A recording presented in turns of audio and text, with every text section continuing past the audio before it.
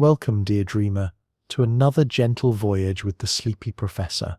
Tonight, we'll drift together through the most extraordinary universe you'll ever encounter, one that exists entirely within the quiet sanctuary of your skull. As you settle into whatever cozy corner of the world has claimed you tonight, perhaps wrapped in soft blankets or nestled against familiar pillows, know that you're about to explore a cosmos more intricate than the furthest galaxy, yet small enough to cradle in your hands. Before we begin our sleepy expedition, I'm curious, where in this vast world are you joining me from? Are you watching city lights twinkle through a window, or perhaps listening to rain paint gentle rhythms against glass?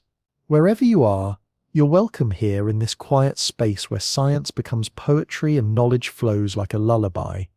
If this gentle journey through the brain brings you comfort, I'd be grateful if you'd tap that like button and consider subscribing.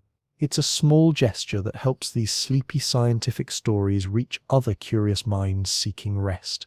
And if you're already part of our drowsy community of dreamers and thinkers, thank you for returning.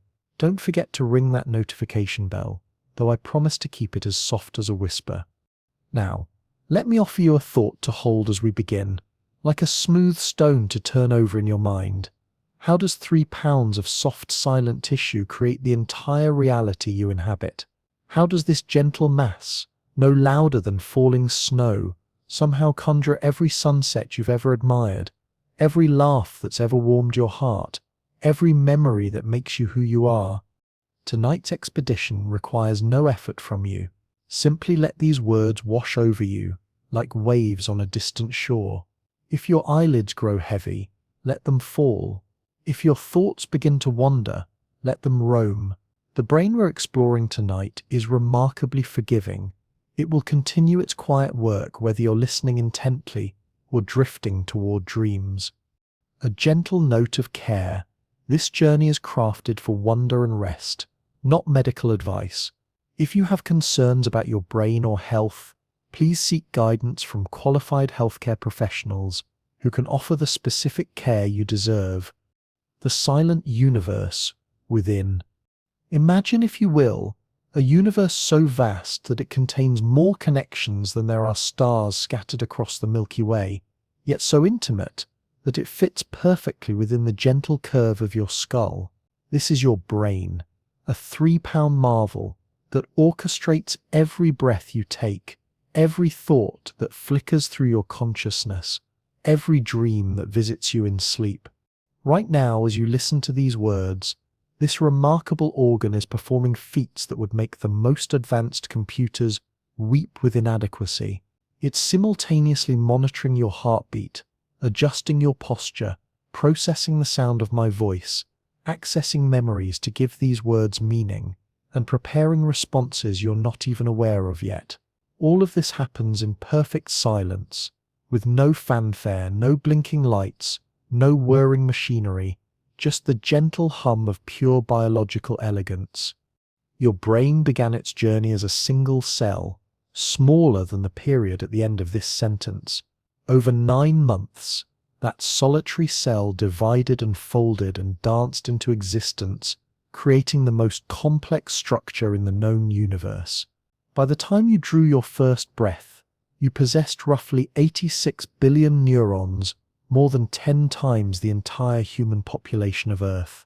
Each of these neurons had already begun reaching out to its neighbors, forming an intricate web of communication that would grow and change throughout your entire life. Picture the surface of your brain, gently cradled within its bony sanctuary. Those elegant folds and valleys, like the surface of some alien landscape sculpted by cosmic winds, are not merely decorative. They're an ingenious solution to an architectural challenge: how to fit an enormous amount of thinking tissue into a relatively small space. Like an origami master folding an entire world into a single sheet of paper, evolution has crumpled the brain's surface to maximize its area. If you could smooth out all those wrinkles, your brain's outer layer would cover about 4 sheets of standard paper, a thinking surface vast enough to house all your memories, dreams, and possibilities. Beneath this folded exterior lies a bustling metropolis of cellular activity. Your 86 billion neurons communicate through more than 100 trillion connections, synapses that flash with messages at speeds that can exceed 250 miles per hour. To put this in perspective, if you tried to count each synapse individually, speaking one number per second without pause, it would take you over 3 million years to finish. Yet your brain coordinates all of this activity effortlessly, weaving together a symphony of consciousness so seamless that you rarely notice it's playing. What makes this even more remarkable is the brain's appetite for energy. Though it comprises only about 2% of your body weight, this quiet powerhouse consumes roughly 20% of all the energy you produce. Most of that energy doesn't go towards solving complex equations or composing symphonies. It simply keeps your neurons alive and ready, like maintaining the pilot light on a cosmic stove. Even now, as you rest and listen, your brain glows with steady activity, bright enough that if it were visible, it would cast a gentle light into the darkness around you.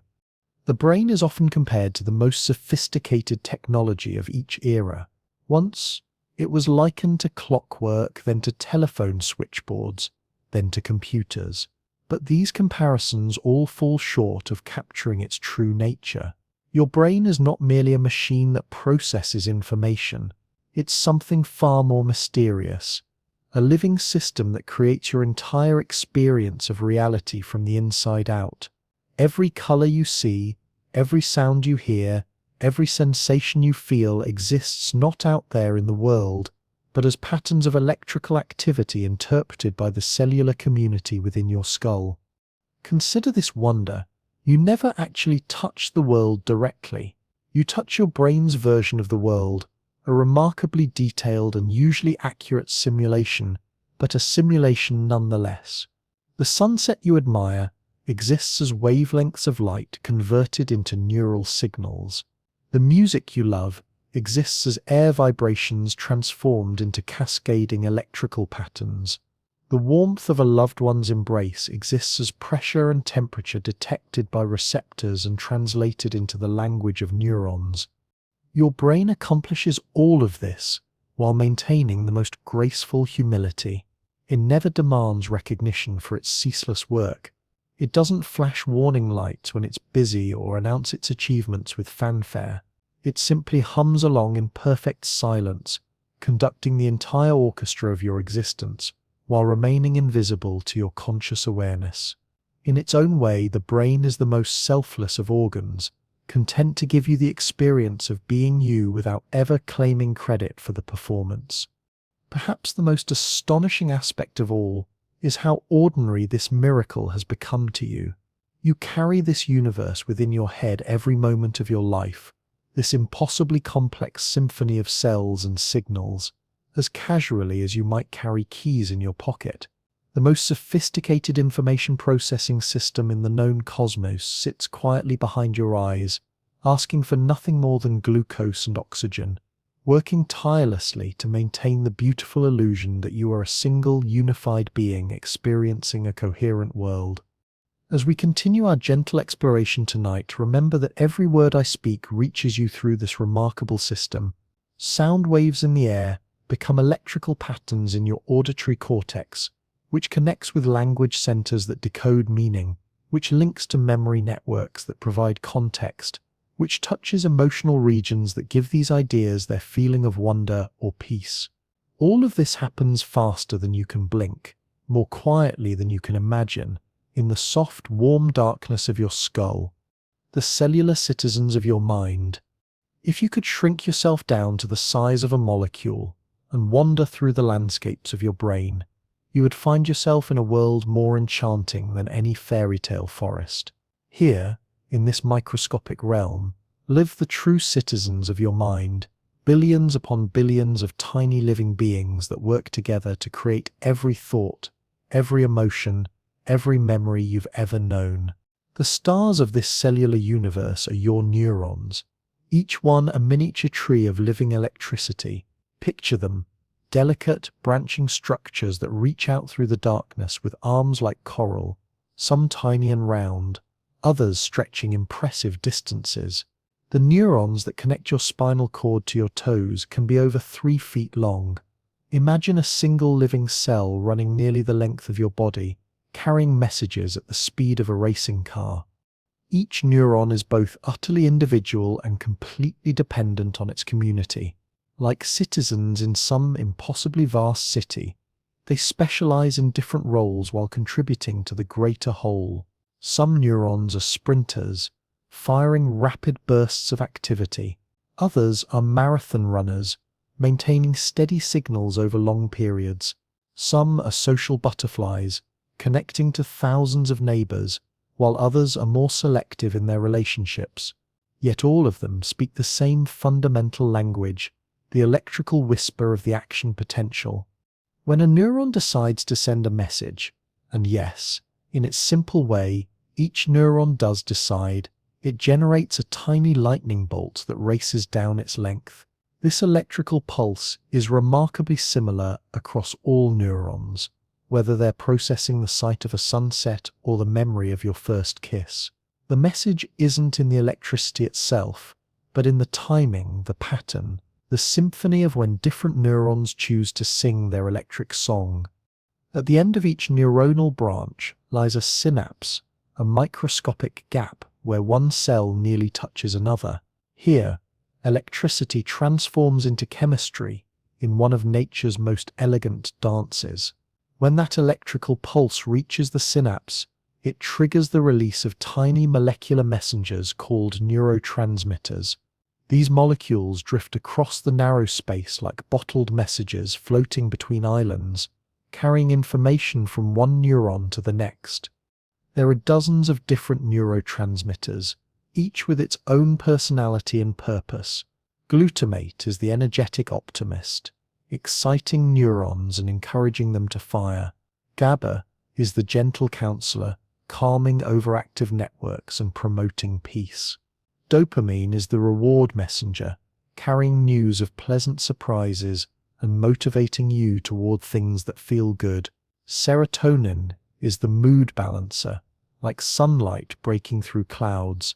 Acetylcholine is the spotlight operator, sharpening your focus when attention is needed. These chemicals may be invisible to the naked eye, but their influence shapes your entire experience. A few molecules of the right neurotransmitter in the right place can mean the difference between feeling motivated or listless, calm or anxious, focused or scattered. It's humbling to realize that the profound emotions and thoughts that define your humanity arise, at least in part, from these tiny chemical conversations happening in the darkness of your skull. But neurons, for all their glamour, could not survive alone. They are supported by an equally vast population of helper cells called glia, a name that comes from the Greek word for glue, though this understates their importance dramatically. There are roughly as many glial cells as neurons in your brain, possibly more, and they work with the quiet dedication of a city's maintenance crew. Consider the astrocytes, star-shaped cells that sprawl through your brain like cosmic gardeners. Their delicate branches wrap around neurons, feeding them, cleaning up after them, and maintaining the perfect chemical environment for thinking to occur. If your brain were a grand hotel, astrocytes would be the housekeeping staff, invisible, essential, and utterly devoted to keeping everything running smoothly. Then there are the oligodendrocytes, the brain's electrical engineers.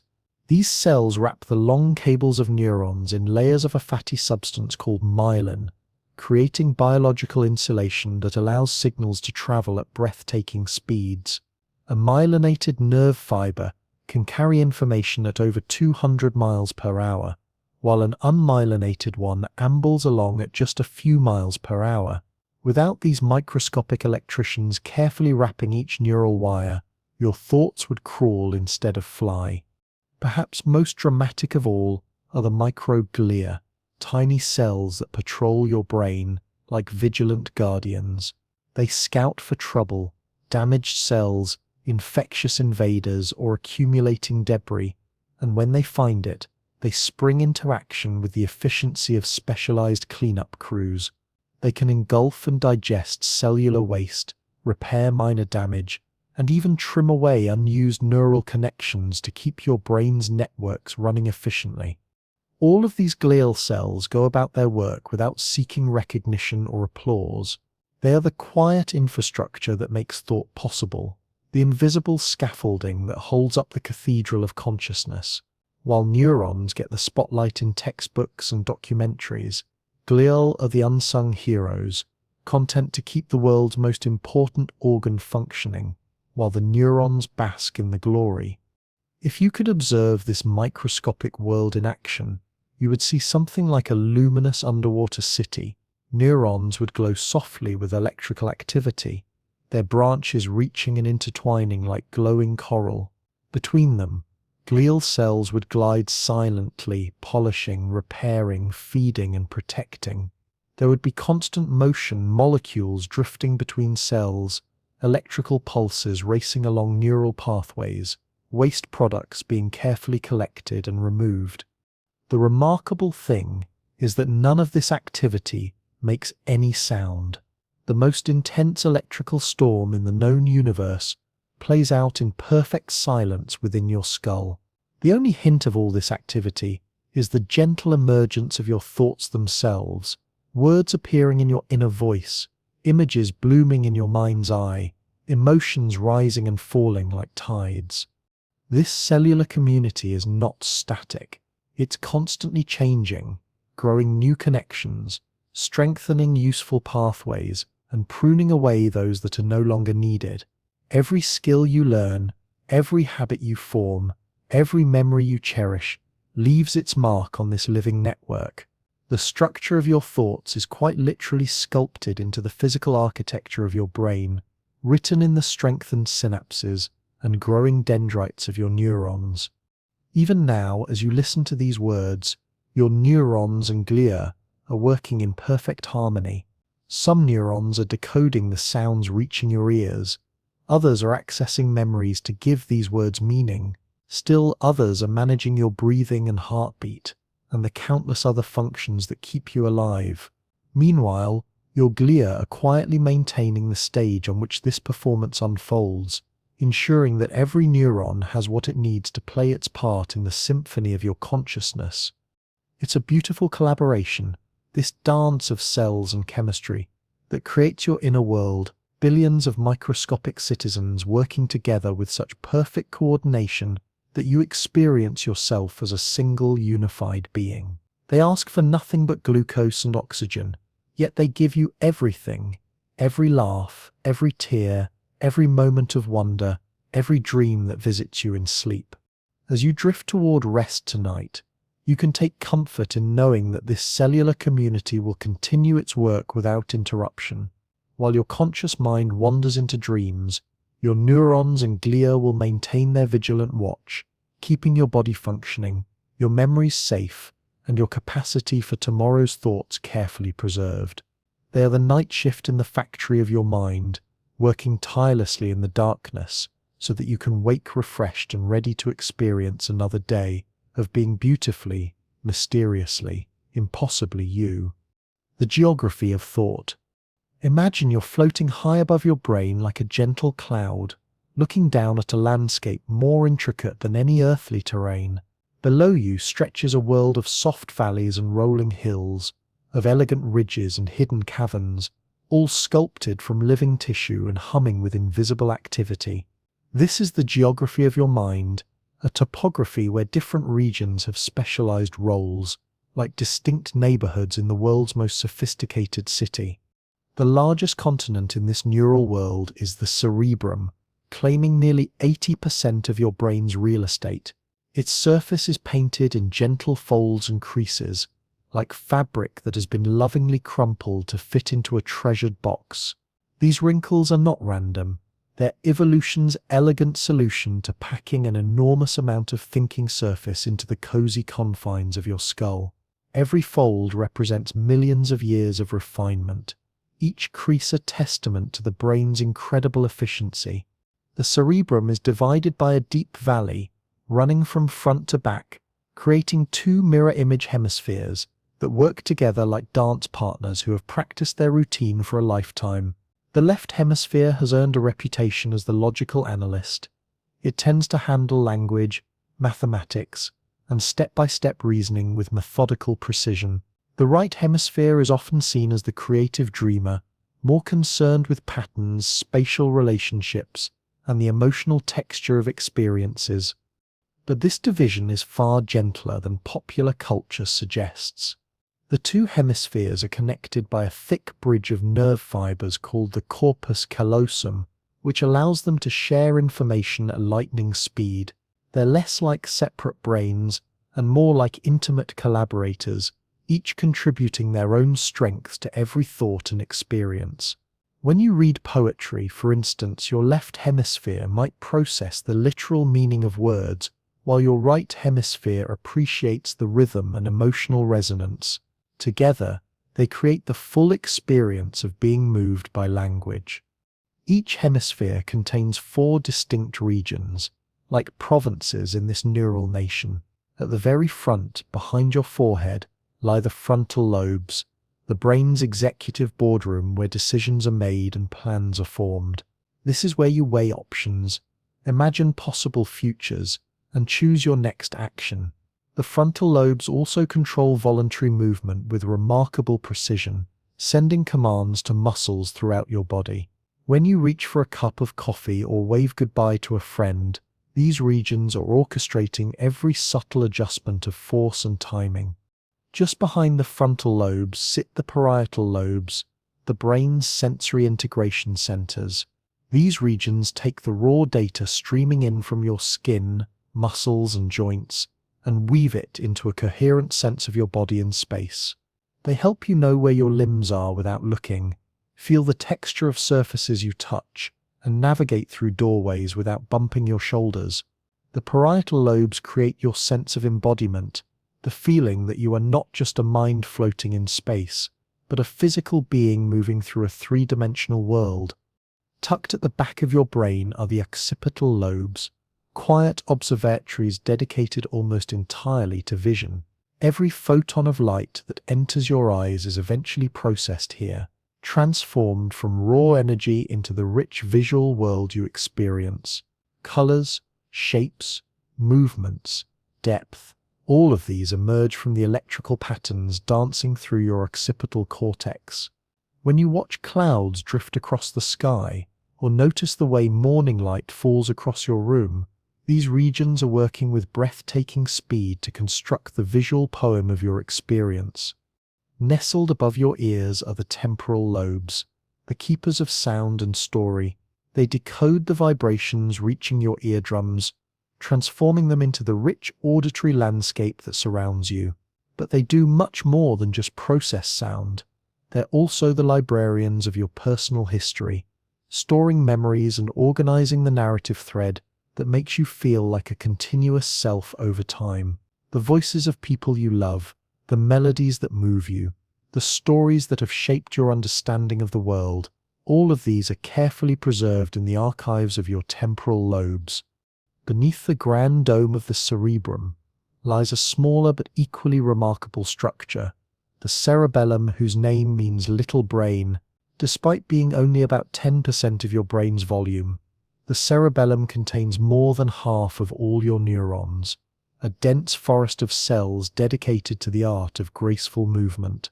Every time you walk downstairs without consciously thinking about each step, catch a falling object before it hits the ground, or play a musical instrument with fluid precision, your cerebellum is conducting the performance. The cerebellum doesn't just coordinate movement, it's also involved in balance, learning, and even aspects of thinking and emotion. It's constantly receiving updates from your muscles, joints, and inner ear, comparing what you intended to do with what's actually happening, and making split-second adjustments to keep everything smooth and coordinated. The brainstem is built in 3 main sections, each with its own specialties. The midbrain acts as a central relay station, routing sensory information to appropriate destinations and coordinating basic eye movements. The pons helps coordinate movement between the left and right sides of your body and plays a crucial role in sleep regulation. At the very base sits the medulla oblongata, the keeper of your most vital functions. Connecting all of these regions is an intricate network of white matter, bundles of nerve fibers that create the brain's internal highway system. These pathways allow different areas to communicate at extraordinary speeds, enabling the frontal lobes to access memories stored in the temporal regions, or allowing visual information from the occipital cortex to influence motor planning in the cerebellum. What makes this geographical arrangement even more fascinating is a curious quirk of evolution. Each hemisphere controls the opposite side of your body. Your right hemisphere guides your left hand, and your left hemisphere controls your right. As you rest tonight, and your consciousness begins to soften around the edges, all of these regions continue their coordinated work. Your frontal lobes gradually release their grip on active decision-making. Your parietal lobes shift their attention from external sensations to internal rhythms. Your occipital lobes process the gentle darkness behind your closed eyelids, and your temporal lobes prepare to weave the strange, beautiful narratives we call dreams. Meanwhile, your cerebellum maintains its vigilant watch over your body's posture and breathing. Your brain stem continues its tireless management of vital functions, and the white matter highways carry increasingly slow, rhythmic messages as your brain settles into the different geography of sleep. This is the landscape of your mind, a terrain more varied and magnificent than any continent on Earth. Each region has its own character, its own specialization, yet all work together with such perfect harmony that you experience yourself as a single, unified consciousness. As you drift toward dreams tonight, you're not just resting your body, you're allowing this entire neural nation to shift into its nighttime mode, where different rhythms prevail and different kinds of work begin. Tomorrow, when you wake, this same geographic miracle will spring back to full daylight activity, ready once again to create your experience of being alive, aware, and wonderfully, mysteriously human. The networks of connection. In the deepest quiet of your resting brain, something magical is happening.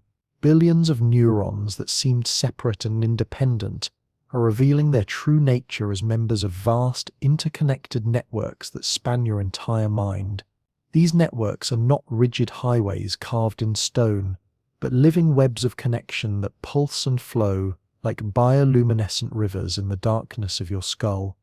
Think of each neuron as a point of light in this internal cosmos, connected to thousands of others by delicate threads of communication. When you learned to ride a bicycle as a child, certain patterns of neurons began firing together, strengthening their bonds through repetition. When you fell in love for the first time, different networks blazed to life, linking memory, emotion, and sensation in ways that made your heart race and your thoughts scatter like startled birds. Every skill you've mastered, every person you've come to love, every fear you've overcome has been written into the living architecture of these neural networks. The fundamental principle governing this remarkable system is beautifully simple. Neurons that fire together, wire together. When groups of cells repeatedly activate at the same time, their connections grow stronger and more efficient. It's like paths through a forest. The more often they're traveled, the clearer and easier they become to navigate. This is how a pianist's fingers eventually find the keys without conscious direction, how you can drive a familiar route while your mind wanders elsewhere, how certain scents can instantly transport you back to childhood memories. But unlike forest paths, these neural networks are alive and constantly changing. They strengthen with use and weaken with neglect. They can form new branches and prune away old ones. They can even reroute themselves around damage, finding new ways to accomplish familiar tasks. This remarkable flexibility, called neuroplasticity, means your brain is never exactly the same from one moment to the next. Each thought subtly reshapes the landscape through which the next thought will travel. As you rest now, letting your conscious mind soften and drift, you can sense these networks settling into their nighttime rhythms. The frantic chatter of daytime activity gives way to slower, more synchronized patterns of firing. It's as if the brain's networks are shifting from the rapid jazz improvisations of waking consciousness to the gentle, regular breathing of a sleeping symphony. These rhythms are not just poetic metaphors. They're actual waves of electrical activity that can be measured and studied. Your brain produces different patterns of brain waves depending on your state of mind. Right now, as you relax and listen, your brain is likely humming with alpha waves, slow, steady oscillations around 8 to mass 13 cycles per second, like a calm tide washing rhythmically against a peaceful shore.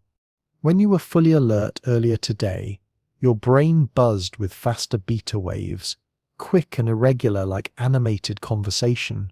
If you were deeply focused on a challenging task, you might have generated even faster gamma waves, associated with intense concentration and binding different types of information together into unified perceptions. As you drift deeper into relaxation, your brain waves will begin to slow even further. Theta waves, around 4-8 cycles per second, are associated with deep meditation, creativity, and the drowsy state between waking and sleeping.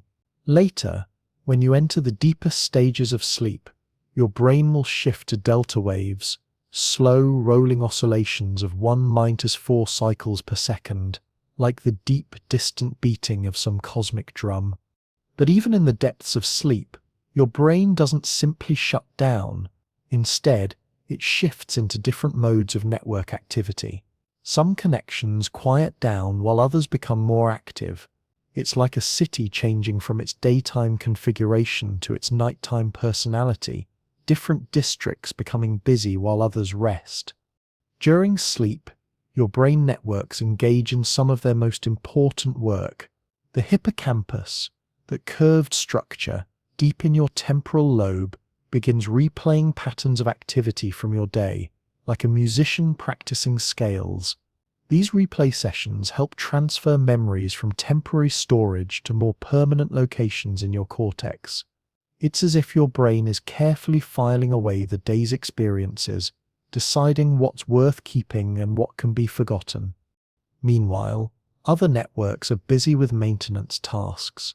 The glymphatic system, your brain's waste removal service, becomes more active during sleep, washing away metabolic debris that accumulated during the day.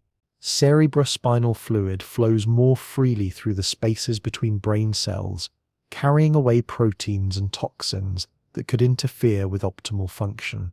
It's like having a dedicated cleaning crew that works the night shift, ensuring your neural workspace is fresh and clear for tomorrow's activities.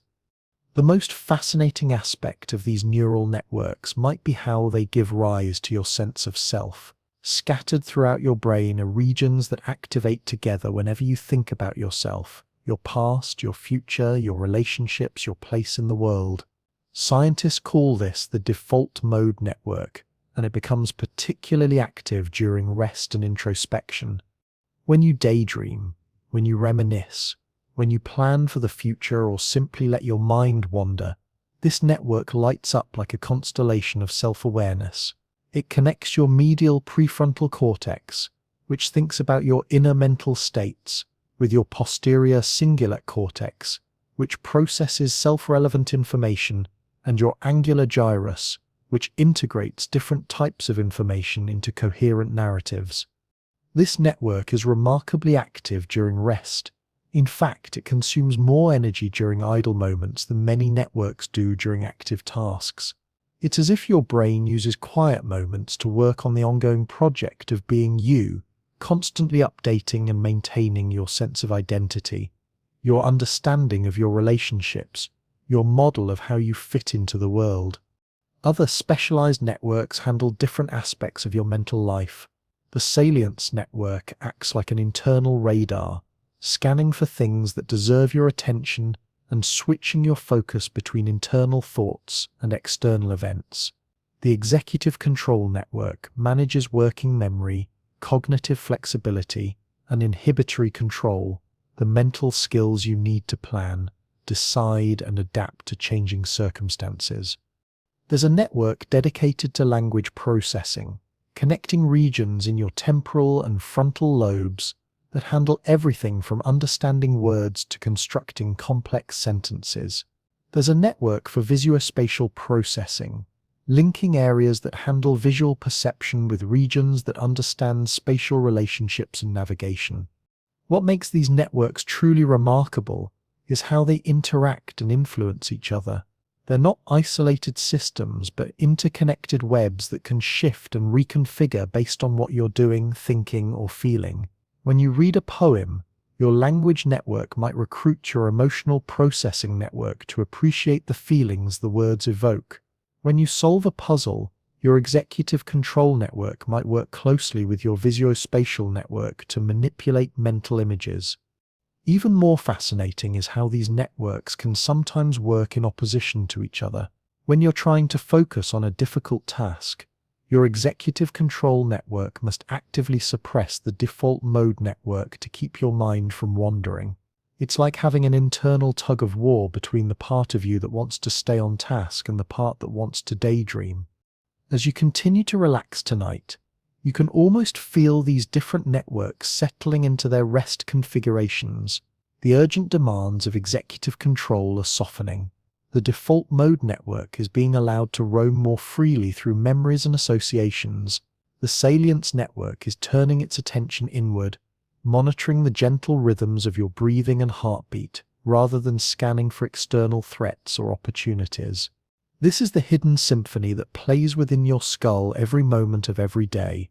Networks of connection forming, dissolving, and reforming in endless, graceful patterns. Each network is like an instrument in an orchestra, playing its own part while contributing to the grand composition of consciousness. And like any great symphony, the beauty lies not just in the individual instruments, but in how they harmonize together to create something greater than the sum of their parts. Tonight, as you drift towards sleep, these networks will continue their ancient dance in new configurations, some growing quiet while others come alive, all working together to maintain the miraculous continuity of your inner world. They are the rivers of electricity that carry your thoughts, the bridges of connection that link your past to your future, the living architecture of everything that makes you uniquely, wonderfully you. The architecture of experience. Every moment you're alive, your brain is performing one of the most remarkable magic tricks in the universe, transforming raw, meaningless signals from the outside world into the rich, meaningful experience you call reality. Right now, as you listen to these words, waves of compressed air are striking your eardrums. But what you hear is not air pressure, it's language, meaning, perhaps even comfort.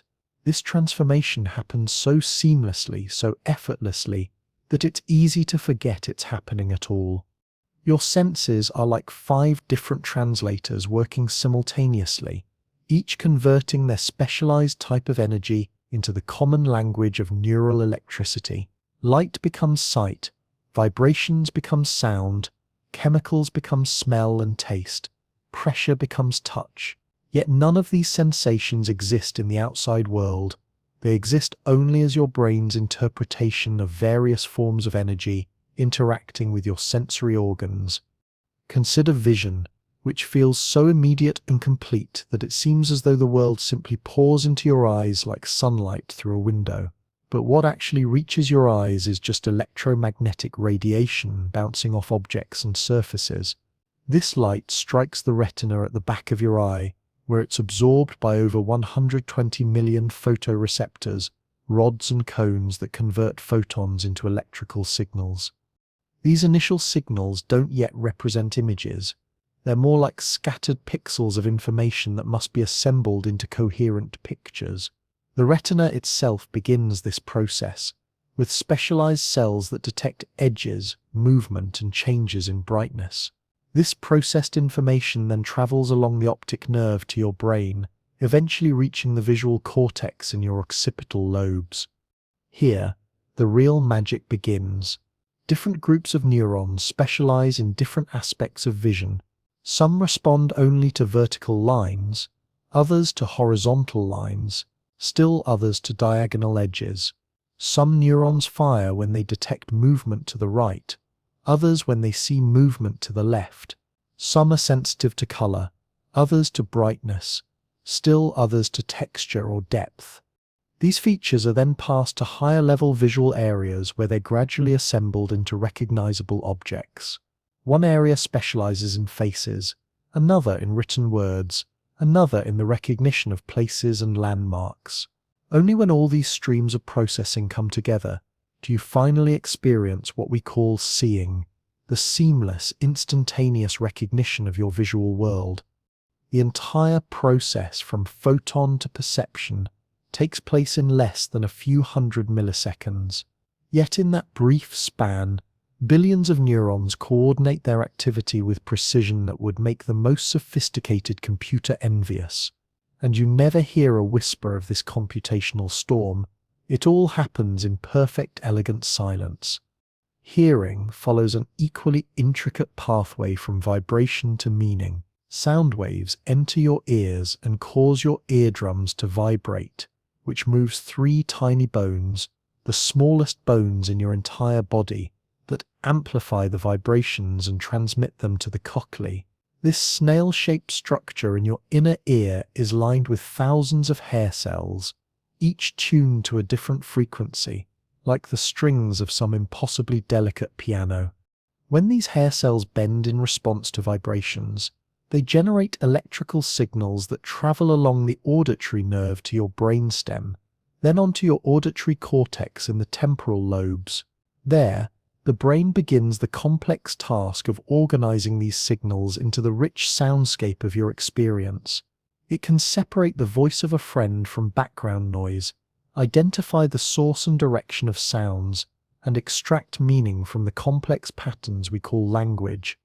Your sense of smell works through a more direct but equally fascinating pathway. Molecules floating in the air enter your nasal cavity and bind to olfactory receptors high in your nose. These receptors send signals directly to your olfactory bulbs, which sit just beneath the front of your brain. From there, the information travels to areas involved in emotion and memory, which is why smells can trigger such vivid, immediate recollections. Unlike your other senses, smell bypasses the brain's main sensory relay station, the thalamus, and connects directly to limbic structures involved in emotion and memory formation. This ancient pathway explains why the scent of baking bread can instantly transport you to your grandmother's kitchen, or why a particular perfume can bring back memories so vivid they make your heart race. Touch might seem like the simplest sense, but it's actually incredibly sophisticated. Your skin contains millions of different types of receptors, each specialized for detecting specific qualities: light, touch, deep pressure, vibration, temperature, and pain. When you run your fingers across a textured surface, different receptors fire in complex patterns that your brain weaves together into a unified perception of texture, temperature, and form. These signals travel up your spinal cord to the somatosensory cortex, a strip of brain tissue that contains a complete map of your body. This map is charmingly distorted. Your hands and face occupy enormous territories compared to your back or legs, reflecting the exquisite sensitivity of these regions. The result is that your brain devotes more processing power to the parts of your body that need the most precise touch discrimination. Taste and smell work together more closely than any other senses, creating the unified experience we call flavor. Your taste buds can detect only 5 basic categories: sweet, salty, sour, bitter, and umami, the savory taste of proteins. But when these simple tastes combine with the thousands of different odors your nose can detect, they create an almost infinite palette of flavors. Most of what you think of as taste is actually smell reaching your olfactory receptors through the back of your throat. What makes all of this even more remarkable is how your brain doesn't just passively receive these sensory signals, it actively predicts what should be coming next. Your brain is constantly running models of the world, making educated guesses about what you're about to see, hear, smell, taste, or feel. When sensory information matches these predictions, it's processed quickly and efficiently. When something unexpected happens, a sound you weren't expecting, a texture that surprises you, your brain updates its models and pays extra attention. This predictive processing helps explain many curious aspects of perception. Why does food taste different when you have a cold? Because your brain's predictions about flavor are based on both taste and smell, and when smell is blocked, the predictions are wrong. Why do you sometimes hear your name being called when no one said it? Because your brain is so good at detecting this meaningful pattern that it sometimes finds it even in random noise. Your senses also influence each other in subtle but profound ways. The color of food affects how it tastes. The sound of your own footsteps affects how stable you feel while walking. The temperature of a room can influence whether you perceive a person as emotionally warm or cold. These cross-sensory influences reveal that your brain doesn't process each sense in isolation. It weaves them together into a unified model of reality. Even your sense of time is constructed by your brain. There's no time receptor in your body, no biological clock that directly measures duration. Instead, your brain infers the passage of time from patterns in other processes, neural oscillations, metabolic rhythms, changes in attention and arousal. This is why time seems to slow down in emergencies. Your attention becomes hyperacute, capturing more details, and speed up when you're absorbed in enjoyable activities. Your attention becomes narrowly focused, filtering out temporal cues. As you rest now, your sensory systems are gradually shifting into their nighttime configurations. Your visual system is processing the gentle darkness behind your closed eyelids. Your auditory system is filtering out irrelevant sounds while remaining alert to potentially important ones. Your somatosensory system is monitoring the comfortable pressure of your body against whatever surface supports you, the temperature of the air against your skin, the rhythm of your breathing. All of these systems will continue their work throughout the night, but with different priorities. They'll become less concerned with analyzing external stimuli and more focused on monitoring internal states. They'll help regulate your sleep cycles, maintain your body temperature, and ensure you remain safely positioned while you rest. The most profound aspect of all this sensory processing is how invisible it is to your conscious experience. You don't experience electrical signals or chemical reactions. You experience a sunset, a melody, the warmth of a loved one's hand in yours. Your brain seamlessly converts the alien language of physics and chemistry into the familiar poetry of human experience. It's a translation so perfect that you rarely remember it's happening. Tonight, as you drift towards sleep, this miraculous translation continues. The gentle sounds reaching your ears become the comfort of familiar voices or music. The soft pressure of blankets against your skin becomes the feeling of safety and warmth. The darkness behind your eyelids becomes a canvas for the strange, beautiful visions we call dreams. The symphony of movement. At the crown of your brain, running like a royal headband from ear to ear, lies the motor cortex. This ribbon of tissue holds a complete map of your body, but like the sensory maps we explored earlier, it's beautifully distorted.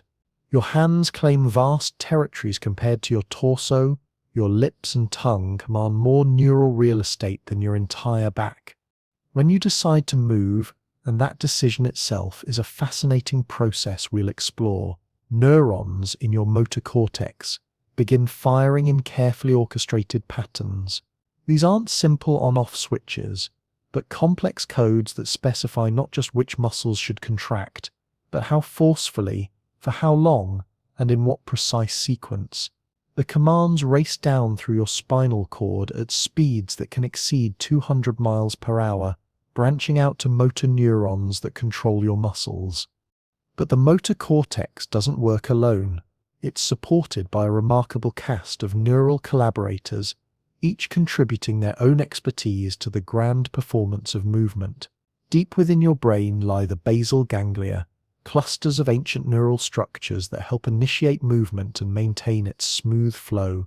They're like the engine that gets motion started and keeps it running smoothly, preventing the jerky, fragmented movements that would result from pure cortical control. Behind all of this, nestled at the back of your brain like a wise stage manager who sees everything, sits the cerebellum. Though it comprises only about 10% of your brain's volume, it contains more than half of all your neurons, a dense forest of cells dedicated to the art of graceful coordination. The cerebellum receives a constant stream of information about what you intended to do and what's actually happening, comparing these moment by moment and making tiny corrections to keep everything on track. Think about something as simple as reaching for that glass of water. Your visual system first locates the glass and estimates its distance. Your parietal cortex calculates the trajectory your hand needs to follow. Your motor cortex begins sending commands to the appropriate muscles. Meanwhile, your cerebellum is monitoring the movement as it unfolds, comparing the intended path with the actual path, and sending rapid-fire corrections whenever there's a discrepancy.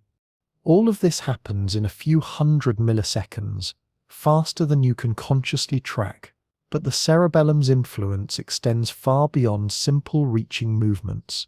When you walk across uneven ground, it's making hundreds of tiny adjustments every second, slightly tensing one calf muscle, minutely shifting your weight, subtly adjusting your arm swing, all to keep you balanced and moving smoothly. You're never aware of these adjustments, but without them, walking would be like trying to navigate a ship in a storm. The cerebellum also plays a crucial role in motor learning. When you first learned to ride a bicycle or tie your shoes, your movements were clumsy and required intense concentration. But with practice, the cerebellum gradually refined these motor programs, smoothing out the rough edges until complex sequences of movements became automatic and fluid. This is why you can now ride a bike without thinking about balance or tie your shoes while carrying on a conversation. Even when you're perfectly still, your motor system is anything but idle. Standing upright is actually an active process that requires constant micro-adjustments. Your brain receives continuous feedback from your feet, legs, inner ear, and eyes about your body's position in space, and it uses this information to make subtle corrections to your posture. You sway slightly forward, and muscles in your calves contract to pull you back.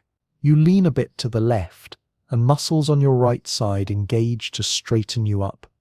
This postural control system is so sophisticated that it can predict and compensate for disturbances before they happen. If you're standing and decide to raise your arm, your brain automatically activates muscles in your legs and trunk a split second before your arm moves, providing a stable platform for the intended movement. This predictive control prevents you from losing your balance every time you gesture or reach for something.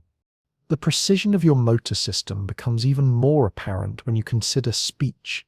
Talking requires exquisite coordination of your diaphragm, larynx, tongue, lips, and facial muscles. To produce a single word, dozens of muscles must contract in precise sequences timed to the millisecond.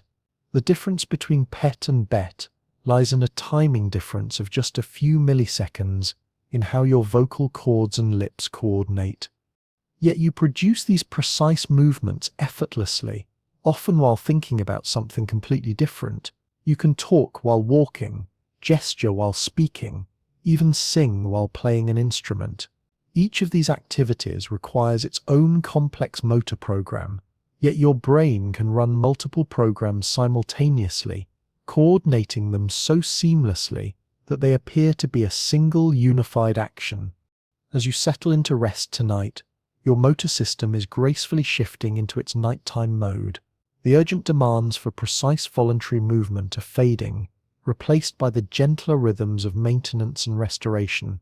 Your motor cortex activity decreases, your muscles gradually relax, and your postural control system adjusts to support your resting position. But even in sleep, your motor system doesn't completely shut down. It continues to manage your breathing, arguably the most important movement of all. automatically adjusting the depth and rate of your breaths based on your body's changing needs. It maintains enough postural tone to keep you from falling out of bed, yet allows enough relaxation for true rest. During REM sleep, when your dreams are most vivid, something fascinating happens to your motor system. The brain stem releases chemicals that temporarily paralyze your voluntary muscles, preventing you from acting out your dreams. This protective mechanism ensures that when you dream about running or flying or dancing, your body remains safely still. Only your diaphragm and eye muscles remain active, one to keep you breathing, the others creating the rapid eye movements that give REM sleep its name. Your motor system also uses sleep time for maintenance and learning. The neural pathways involved in motor skills are strengthened and refined during rest. This is why you often find that motor skills, playing piano, shooting basketball free throws, performing surgical procedures, seem improved after a good night's sleep. Your brain has been quietly practicing while you rested. The elegance of your motor system lies not just in its precision, but in its invisibility. You don't have to consciously coordinate the hundreds of muscles involved in walking, or calculate the forces needed to pick up different objects, or time the complex sequences involved in speech. Your brain handles all of this computational complexity in the background, leaving your conscious mind free to focus on where you want to go, what you want to say, or what you want to accomplish. This is perhaps one of the most generous gifts your brain gives you, the ability to move through the world with grace and purpose without having to think about the mechanics of movement itself. Your motor system is like a supremely skilled orchestra that plays flawlessly while remaining completely invisible to the audience. It asks for nothing more than glucose and oxygen, yet it gives you the freedom to dance, to embrace loved ones, to create art with your hands, to explore the world on foot. As you drift towards sleep tonight, you can appreciate this remarkable system that has carried you through another day. Every step you took, every gesture you made, every word you spoke was a small miracle of coordination and control. And tomorrow, when you wake, this same system will be ready once again to translate your intentions into actions, your thoughts into movements, your dreams into reality. The clockwork of internal time, deep within the quiet architecture of your brain, smaller than a grain of rice, yet more precise than any Swiss timepiece, lies your master biological clock. This tiny cluster of about 20,000 neurons, nestled just above where your optic nerves cross, governs the fundamental rhythm of your existence. It orchestrates when you feel alert and when you grow sleepy, when your body temperature rises and falls, when hormones surge and ebb throughout your day. This is your suprachiasmatic nucleus, the SCN, and it keeps time for the universe that is you. Unlike the rigid precision of mechanical clocks, your internal timekeeper is alive and breathing, its rhythm generated by the genes within each neuron switching on and off in waves. These cellular oscillations occur roughly every 24 hours, give or take a few minutes, creating what scientists call your circadian rhythm, from the Latin meaning about a day. Left to its own devices in constant darkness, your internal day would actually be closer to 24.5 hours, slowly drifting later each day like a clock that runs just a bit slow. But your brain doesn't operate in isolation from the world around you. Each morning, special cells in your eyes, separate from those used for vision, detect the brightness of daylight and send signals directly to your SCN. This daily dose of sunlight acts like gently resetting a clock, nudging your internal timekeeper back into sync with Earth's 24-hour rotation. It's a conversation between your inner cosmos and the larger cosmic dance of your planet spinning through space. Once synchronized, your SCN broadcasts its temporal message throughout your body like a radio tower, sending out a signal that keeps all the clocks in the region coordinated. It signals your pineal gland to stop producing melatonin as morning approaches, helping you feel alert and ready for the day. Later, as darkness falls, it allows melatonin levels to rise again, gently pulling your consciousness towards sleep. But the SCN's influence extends far beyond sleep and wakefulness. It orchestrates a complex symphony of biological rhythms that ebb and flow throughout your day. Your body temperature, which most people never consciously notice, follows a predictable daily curve, lowest in the early morning hours around 4 a.m., gradually rising through the day to peak in early evening, then declining again as night approaches. This temperature rhythm is so reliable that it can be used to determine your internal time even when all other cues are removed. Your hormone levels dance to this same temporal music. Cortisol, often called the stress hormone but more accurately described as your body's natural alertness signal, surges in the hour before your usual wake time, helping prepare your body for the demands of consciousness. Growth hormone pulses during deep sleep, when your body focuses on repair and restoration. Even your immune system follows circadian rhythms, with different aspects of immune function being more or less active at different times of day. This temporal organization runs so deep that it touches nearly every cell in your body. Your liver follows its own daily schedule for processing toxins and metabolizing nutrients. Your digestive system shifts its activity based on when it expects food to arrive. Your cardiovascular system adjusts blood pressure and heart rate according to anticipated activity levels. Even individual cells throughout your body contain their own molecular clocks, all of them listening for the timing signals broadcast by your SCN. The precision of this biological timekeeping becomes most apparent when it's disrupted. When you travel across multiple time zones, your SCN gradually adjusts to the new light-dark cycle, but the peripheral clocks throughout your body reset at different rates. This temporal chaos is what creates the foggy, disconnected feeling of jet lag.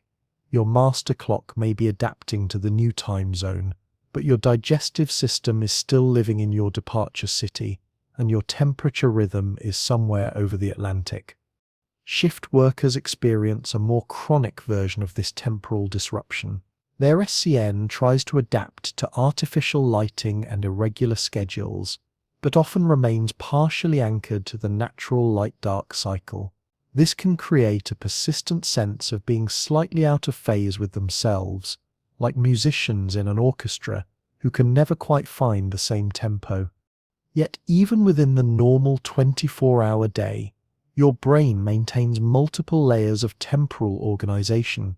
Shorter rhythms called ultradian cycles create regular ebbs and flows of alertness, attention, and energy.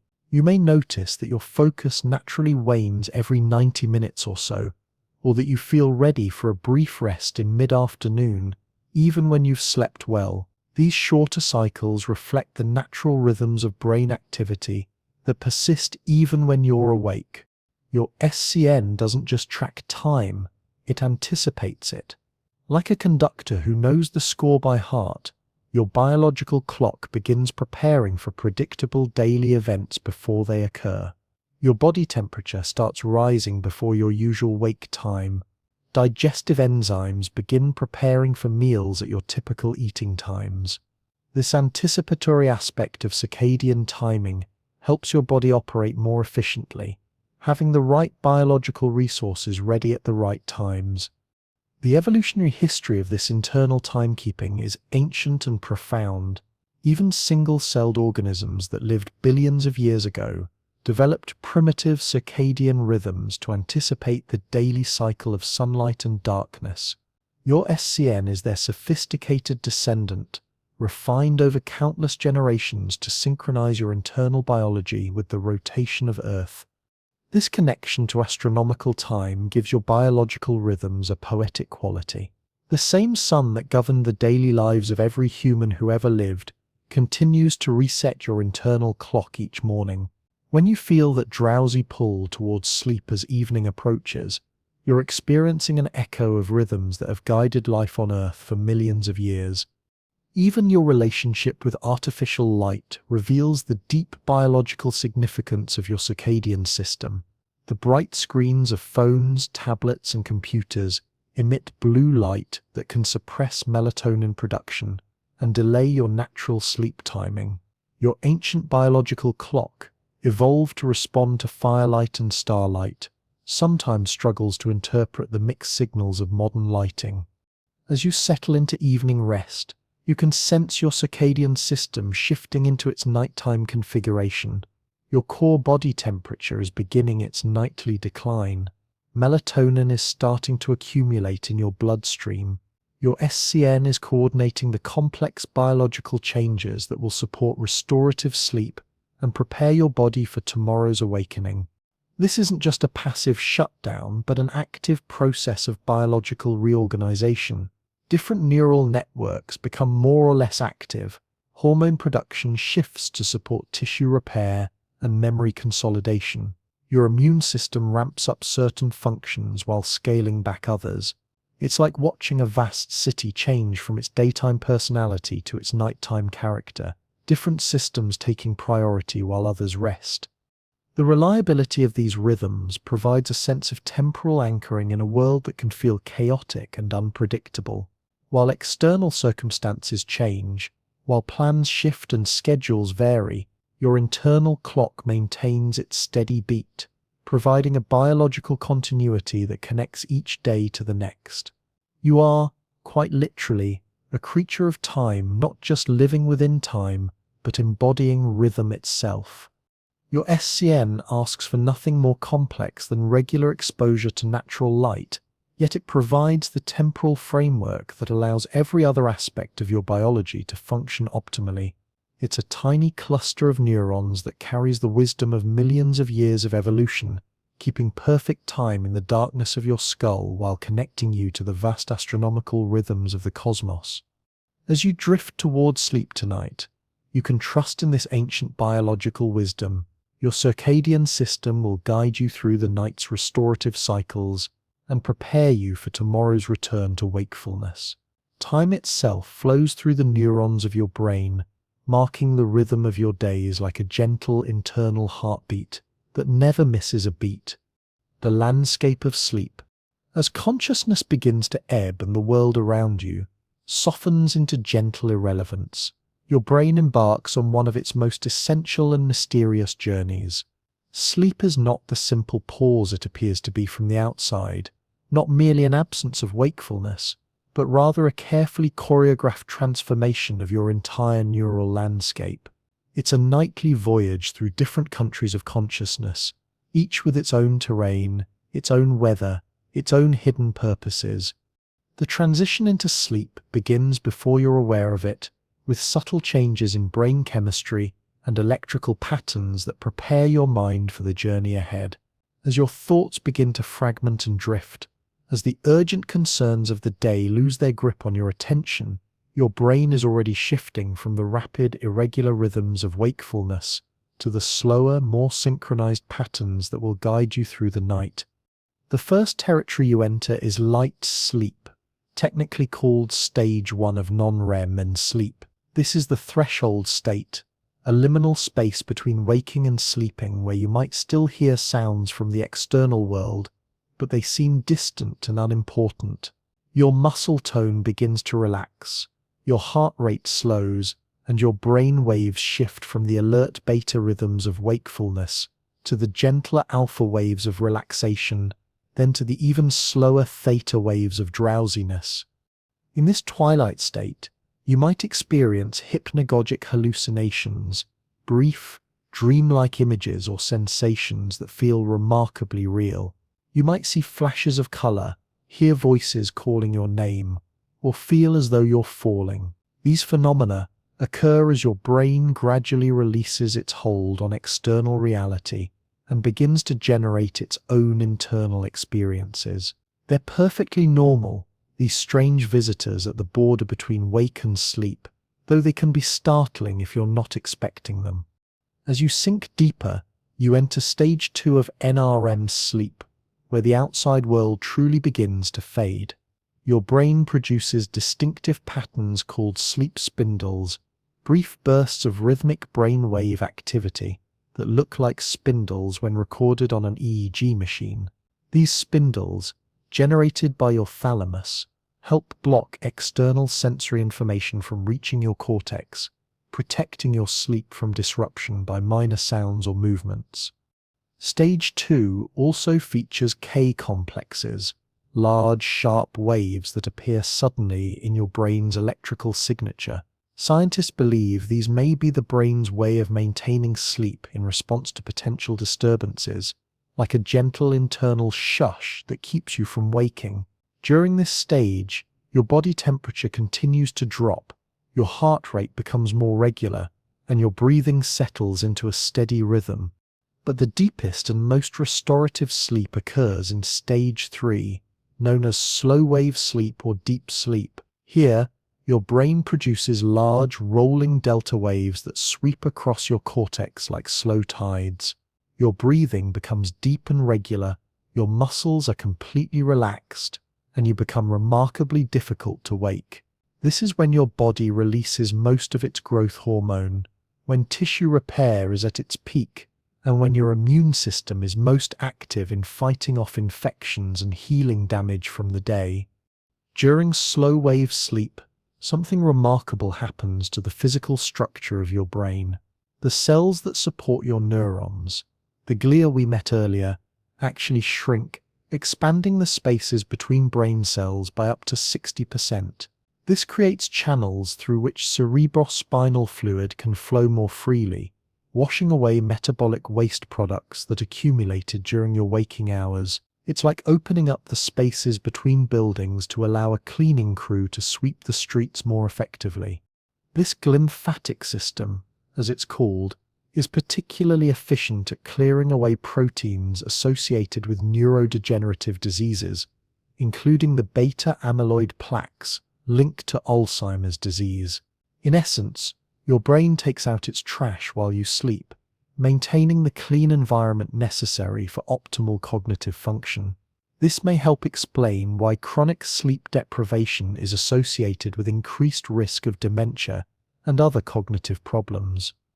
After cycling through these stages of NREM sleep for about 90 minutes, something fascinating happens. Your brain begins to wake up while your body remains paralyzed. You enter REM, rapid eye movement sleep, named for the quick, jerky movements your eyes make beneath closed lids. Your brain activity surges to levels similar to waking consciousness. Your blood pressure and heart rate increase, and your breathing becomes irregular. Yet your voluntary muscles are temporarily paralyzed by chemicals released from your brainstem, a protective mechanism that prevents you from acting out your dreams. Only your diaphragm continues its work of keeping you breathing, and your eye muscles remain active, creating the rapid movements that give this sleep stage its name. REM sleep is when your most vivid and memorable dreams occur, though dreaming can happen in other sleep stages as well. During REM, your brain becomes a surreal storyteller, weaving together fragments of memory, emotion, and imagination into narratives that can be beautiful, bizarre, frightening, or profound. The logical centers of your brain that normally keep your thoughts organized and coherent are relatively quiet during REM, allowing for the strange, non-linear quality that characterizes most dreams. The content and function of dreams remain one of neuroscience's most intriguing mysteries. Some researchers believe dreams help consolidate emotional memories, allowing your brain to process difficult experiences in a safe, simulated environment. Others suggest dreams serve as a kind of cognitive cleanup system, helping sort through the day's experiences and discard irrelevant information. Still others propose that dreaming is your brain's way of maintaining creativity and flexible thinking by forming novel associations between ideas.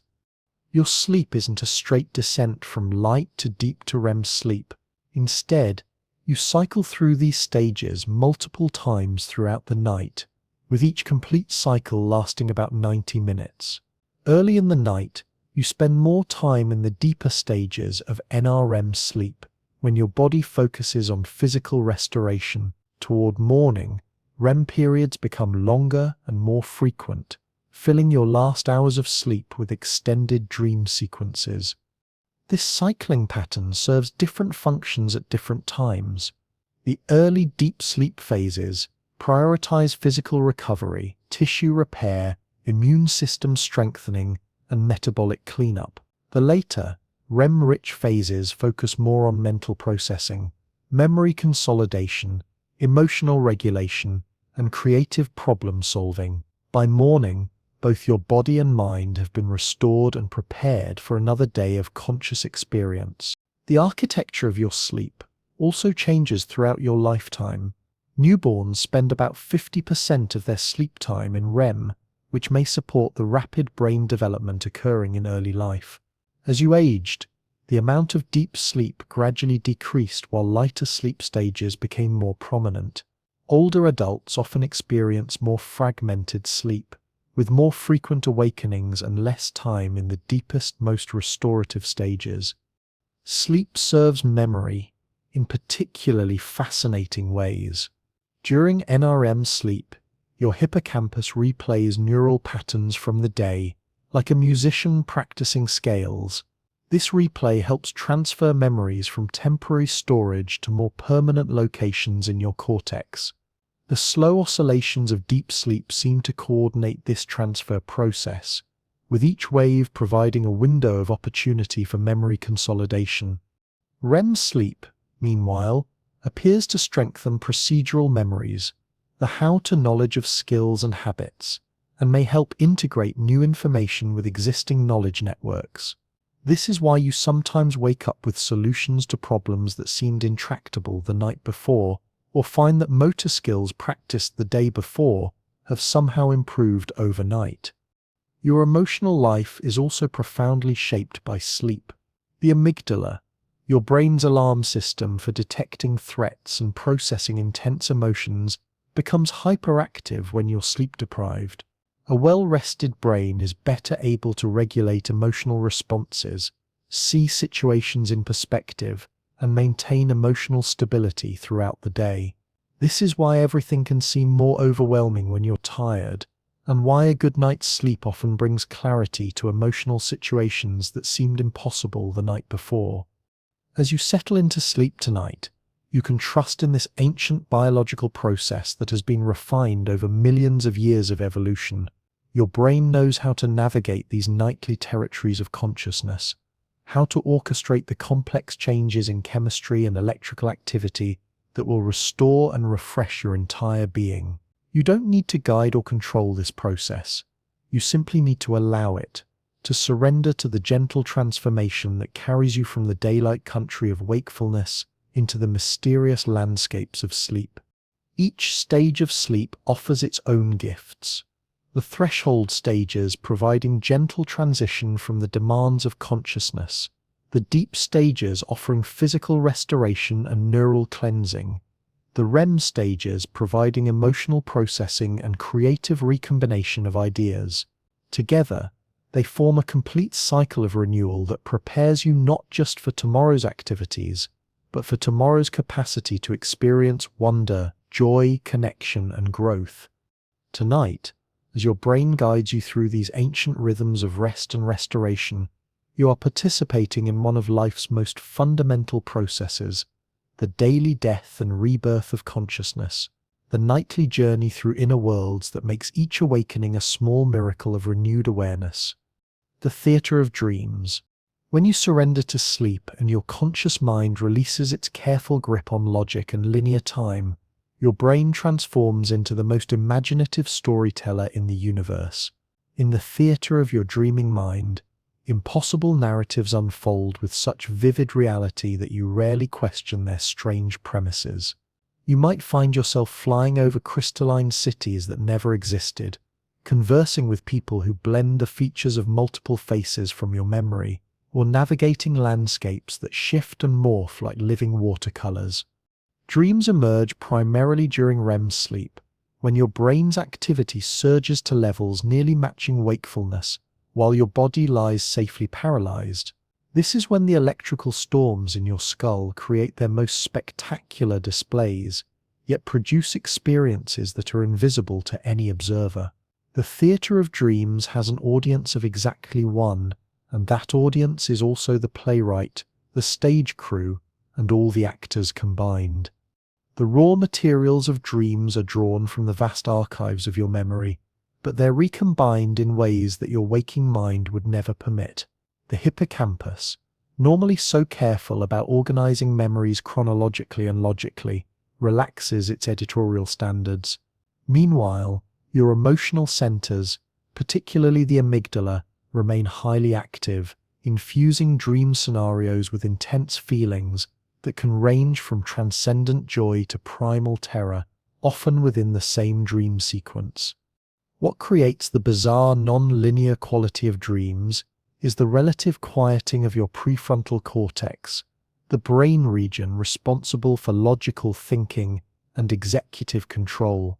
During REM sleep, this normally vigilant critic steps aside, allowing your mind to make connections that would seem absurd in daylight. This is why you can dream about flying and accept it as perfectly natural, or why a childhood friend can appear in your current workplace without causing any cognitive dissonance. The visual cortex becomes remarkably active during REM sleep, creating the vivid imagery that characterizes most dreams. Interestingly, people who were born blind often have dreams rich in sound, touch, and emotion, but without visual imagery, suggesting that dream experiences are constructed from whatever sensory information the brain has available. This reveals something profound about dreams. They're not recordings of actual experiences, but creative constructions built from the materials of memory and sensation. Scientists have proposed numerous theories about why we dream, each capturing a different aspect of this nightly neural theater. The memory consolidation theory suggests that dreams are the side effect of your brain's efforts to organize and store the day's experiences. As neural pathways are strengthened and refined during sleep, the random activation of these circuits might create the fragmentary narratives we experience as dreams. The emotional regulation theory proposes that dreams serve as a safe space for your brain to process intense feelings and stressful experiences. The high activity in your amygdala during REM sleep supports this idea, as does the observation that people often dream about emotionally significant events from their lives. In dreams, you can experience danger, loss, or conflict in a simulation that allows for emotional processing without real-world consequences. The threat simulation theory takes this further, suggesting that dreams evolved as a way to rehearse responses to dangerous situations. In our ancestral environment, dreaming about being chased by predators or navigating treacherous terrain might have provided survival advantages by keeping threat detection and escape behaviors well practiced. Even today, many dreams involve elements of pursuit, conflict, or problem-solving under pressure. Perhaps dreams also serve creativity, by allowing novel combinations of ideas to emerge.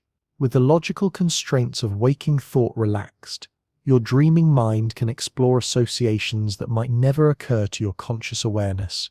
Many artists, scientists, and inventors have reported receiving inspiration from dreams, melodies that compose themselves in sleep, solutions to mathematical problems, or breakthrough insights that seemed impossible during waking hours. The random activation theory suggests that dreams might simply be your brain's attempt to make sense of random neural firing during sleep. Just as you might see faces in clouds or hear melodies in white noise, your dreaming mind might weave coherent narratives from the chaotic patterns of electrical activity that occur during REM sleep. This doesn't diminish the meaning dreams might have for the dreamer. The brain's narrative-making abilities are so sophisticated that even random inputs can be woven into personally significant stories. The content of dreams varies enormously between individuals and cultures, yet certain themes appear to be nearly universal. Dreams of flying, falling, being chased, or finding oneself unprepared for an important event seem to occur across all human populations. These common dream themes might reflect shared aspects of human psychology, universal concerns about control, safety, competence, and social acceptance that manifest in symbolic form during sleep. Your dreams also reflect your current concerns and experiences. Though often in disguised or metaphorical ways, students frequently dream about missing exams or being unprepared for tests. Parents dream about losing track of their children or being unable to protect them. These anxiety dreams might serve as mental rehearsals, allowing you to explore your fears in a safe environment and potentially develop coping strategies. But dreams aren't only about processing negative emotions or fears. Many dreams are neutral or even pleasant, featuring familiar people and places in mundane or slightly unusual scenarios. These dreams might serve more general memory consolidation functions, helping to integrate recent experiences with existing knowledge networks. They're like your brain's way of filing the day's experiences in the appropriate mental folders. The emotional intensity of dreams can be startling. You might wake from a dream feeling genuine grief for the loss of someone who never existed, or experience profound joy from achieving something impossible. These emotions are real, even if their triggers are imaginary, because your brain's emotional systems are fully engaged during REM sleep. The feelings generated in dreams can linger into waking hours, influencing your mood and perspective, even after the dream content is forgotten. Most dreams are forgotten within minutes of waking, unless deliberately recalled and rehearsed. This rapid forgetting might be adaptive. If you remembered every dream as clearly as waking experiences, it could become difficult to distinguish between memories of real events and memories of dreamed events. The forgetting of dreams might be your brain's way of maintaining clear boundaries between different types of experiences. Yet some dreams are remembered with startling clarity, sometimes for years or even decades. These memorable dreams often occur during periods of emotional significance or life transitions, suggesting that they might serve special functions in processing major life changes or insights. Lucid dreams, in which you become aware that you're dreaming while still asleep, offer a unique window into the dream state and suggest that consciousness might be more flexible than typically assumed.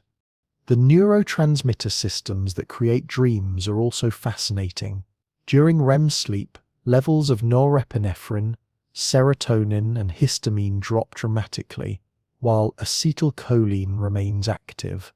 This unique chemical environment may contribute to the hallucinatory quality of dreams and the difficulty in forming coherent memories of dream experiences.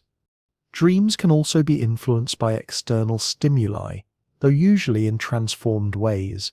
A sound from the external world might be incorporated into a dream as something entirely different, an alarm clock becoming a fire engine, or a partner's snoring becoming the rumble of distant thunder. Your dreaming brain is remarkably creative at weaving external sensations into its internal narratives, while maintaining the overall coherence of the dream story. The relationship between dreams and memory is particularly intriguing during the process of memory consolidation. As your hippocampus replays the day's experiences during sleep, fragments of these memories might surface in dreams, often combined with older memories and emotional associations. Some researchers have found that people who learn new tasks or information before sleep often incorporate elements of that learning into their dreams. Students studying a foreign language might dream in that language, musicians might dream of playing new pieces, and athletes might dream of perfecting their techniques. These dreams might represent the brain's ongoing work to integrate new skills and knowledge into existing neural networks.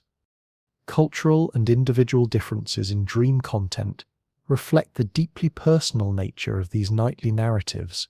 While the mechanisms of dreaming appear universal, the specific images, scenarios, and concerns that populate dreams are drawn from each individual's unique experiences, relationships, and cultural context. Dreams are perhaps the most private form of human experience. No two people have ever shared exactly the same dream, even if they dream about similar themes. As you settle into sleep tonight and prepare for your own journey into the realm of dreams, remember that you're about to participate in one of consciousness's most mysterious and creative processes. Your dreaming mind will draw from the vast library of your memories, emotions, and experiences to create stories that exist nowhere else in the universe. These narratives may be strange, wonderful, frightening, or profound, but they will be uniquely yours. The theatre of dreams asks nothing of its audience except to surrender to the performance. You don't need to direct or control your dreams, you simply need to allow them to unfold. In a few hours, you may find yourself in landscapes that never existed, solving problems that have no solutions, or experiencing emotions that color your awakening mood in subtle ways. Tonight, as you drift toward that threshold where logic softens and imagination blooms, trust in your brain's ancient capacity for storytelling.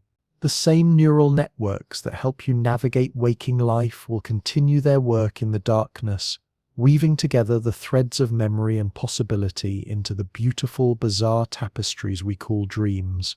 And tomorrow, you'll wake with your mind refreshed, having spent the night in the most exclusive theatre in existence, the one that plays its performances for an audience of exactly one in the soft, warm darkness of your sleeping brain.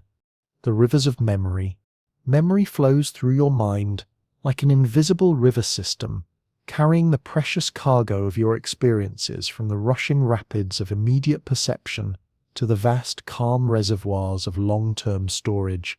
But unlike a simple river that flows in one direction, the streams of memory are far more mysterious. They can flow backward in time through recollection, merge with imagination to create new possibilities, and even change course as they flow, altering their cargo as they carry it from past to present. Every memory begins as raw experience, a moment when the world impresses itself upon your consciousness through sight, sound, touch, taste, or smell. But experience alone is not memory. It's merely the raw material from which memories are constructed. For a moment to become a memory, it must first be encoded, transformed from the fleeting patterns of neural activity that represent immediate experience into more stable patterns that can persist over time. This encoding process is far more selective and creative than it might seem. Your brain is constantly flooded with sensory information, millions of bits of data streaming in every second from your eyes, ears, skin, and other sensory organs. If you tried to remember everything you experience, your memory systems would be overwhelmed within minutes. Instead, your brain acts like a highly discriminating editor, choosing which experiences deserve the effort and energy required to create lasting memories. Attention plays the starring role in this selection process. The experiences that capture your focus, that spark emotion, that connect meaningfully with your existing knowledge and concerns, are the ones most likely to be encoded into memory. This is why you can walk through a familiar neighborhood without remembering most of the details. But if something unusual catches your eye, an unexpected flower blooming in winter, a stranger who reminds you of an old friend, that moment crystallizes into a memory that might last for years. The hippocampus, that curved structure deep in your temporal lobe, serves as the master conductor of memory formation. Think of it as a skilled librarian who receives thousands of books each day, your experiences, and must decide which ones deserve permanent shelf space, where they should be catalogued, and how they should be cross-referenced with existing collections. The hippocampus doesn't simply file experiences away, it actively processes them, linking different elements together and beginning the complex work of integration with your existing knowledge. But the hippocampus is not the permanent home for your memories. It's more like a temporary processing center where new experiences are prepared for long-term storage. Over hours, days, and weeks, the hippocampus gradually transfers these memories to various regions of the cortex, where they can be stored more permanently. Visual memories find homes in visual areas, auditory memories settle in auditory regions, and emotional memories establish themselves in areas connected to emotional processing. This transfer process, called consolidation, happens largely during sleep, which explains why a good night's rest can make new learning feel more solid and integrated the next day. During sleep, particularly during the slow wave phases, Your hippocampus replays patterns of neural activity from your waking hours, like a musician practicing scales. Each replay strengthens the neural pathways involved in the memory, gradually making them independent of the hippocampus itself. The remarkable thing about memory retrieval is that it's not like playing back a recording or opening a file on a computer.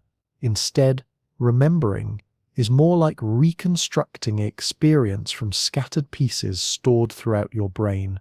When you recall a childhood birthday party, your visual cortex contributes the colors and shapes, your auditory regions add the sounds of laughter and singing, your emotional centers provide the feelings of joy or excitement, and your frontal lobes help organize these fragments into a coherent narrative. This reconstructive nature of memory explains why your memories can feel so vivid and real, while also being somewhat unreliable. Each time you remember something, you're not just accessing the memory, you're actively rebuilding it from its component parts. And during this rebuilding process, new information can slip in.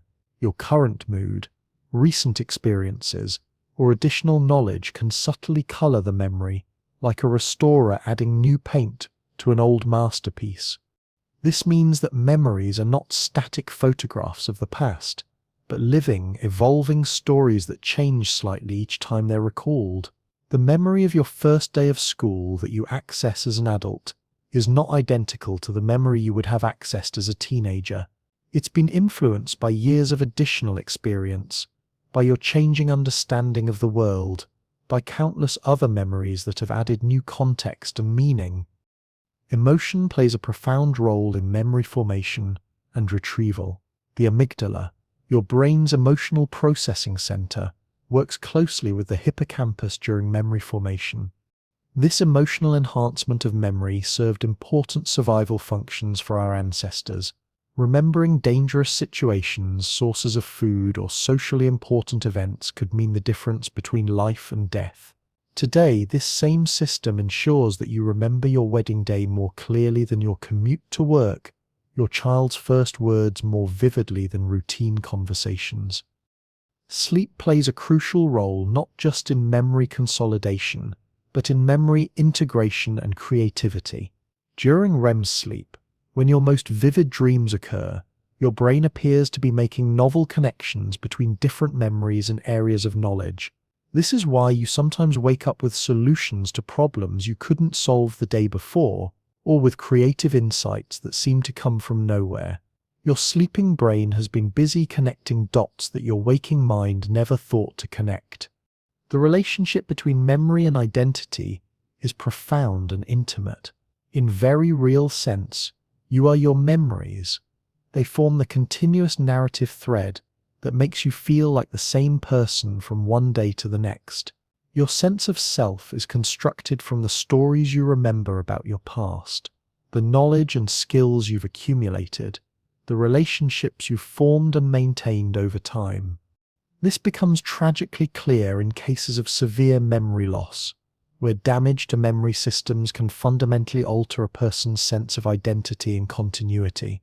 But it's also visible in everyday life, in the way that sharing memories with others strengthens relationships, or in how returning to a place from your past can suddenly flood you with recollections that help you reconnect with earlier versions of yourself.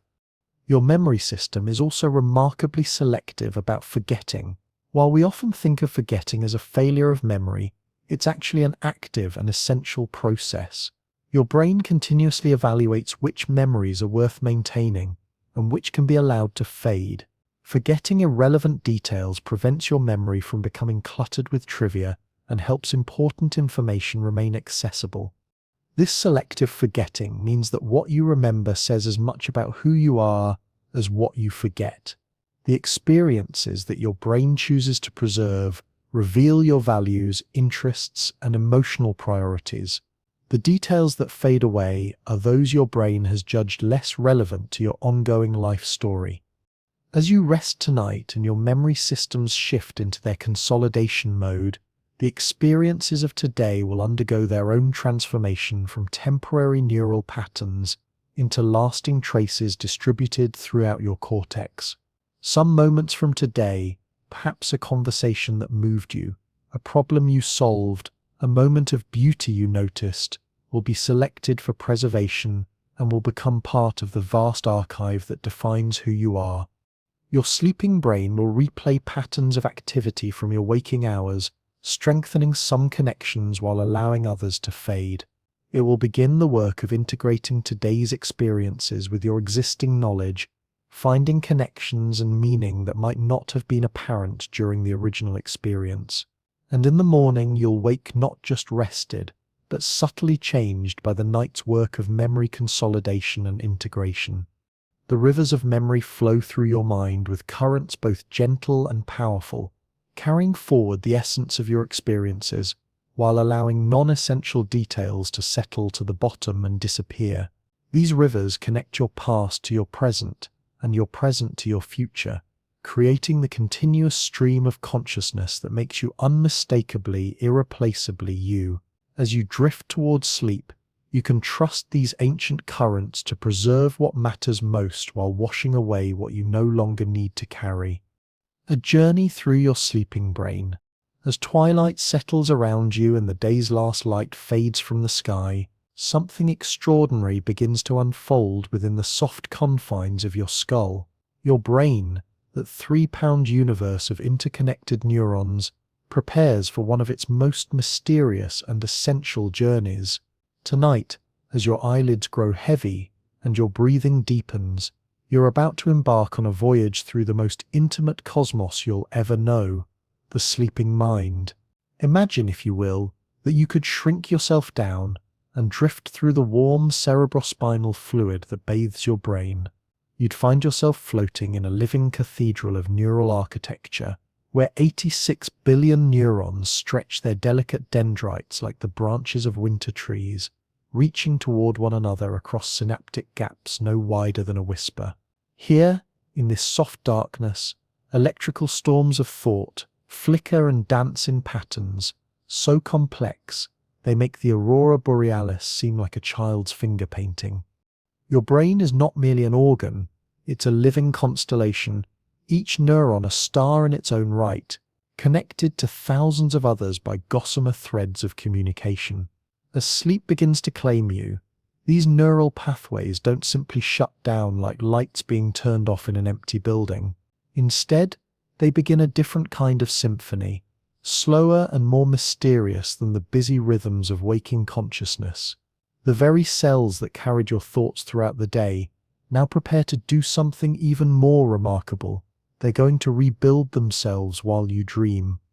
The architecture of learning in your brain operates on a principle so elegant it would make the greatest engineers weep with envy.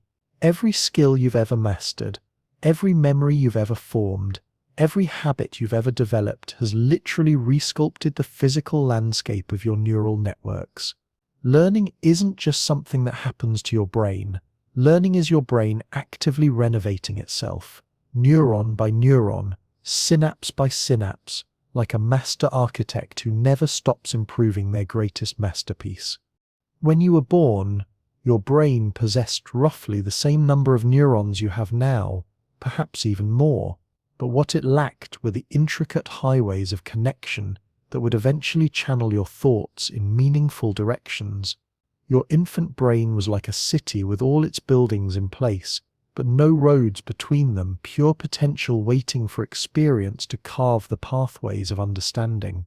From your very first breath, your brain embarked on the most ambitious construction project in the known universe.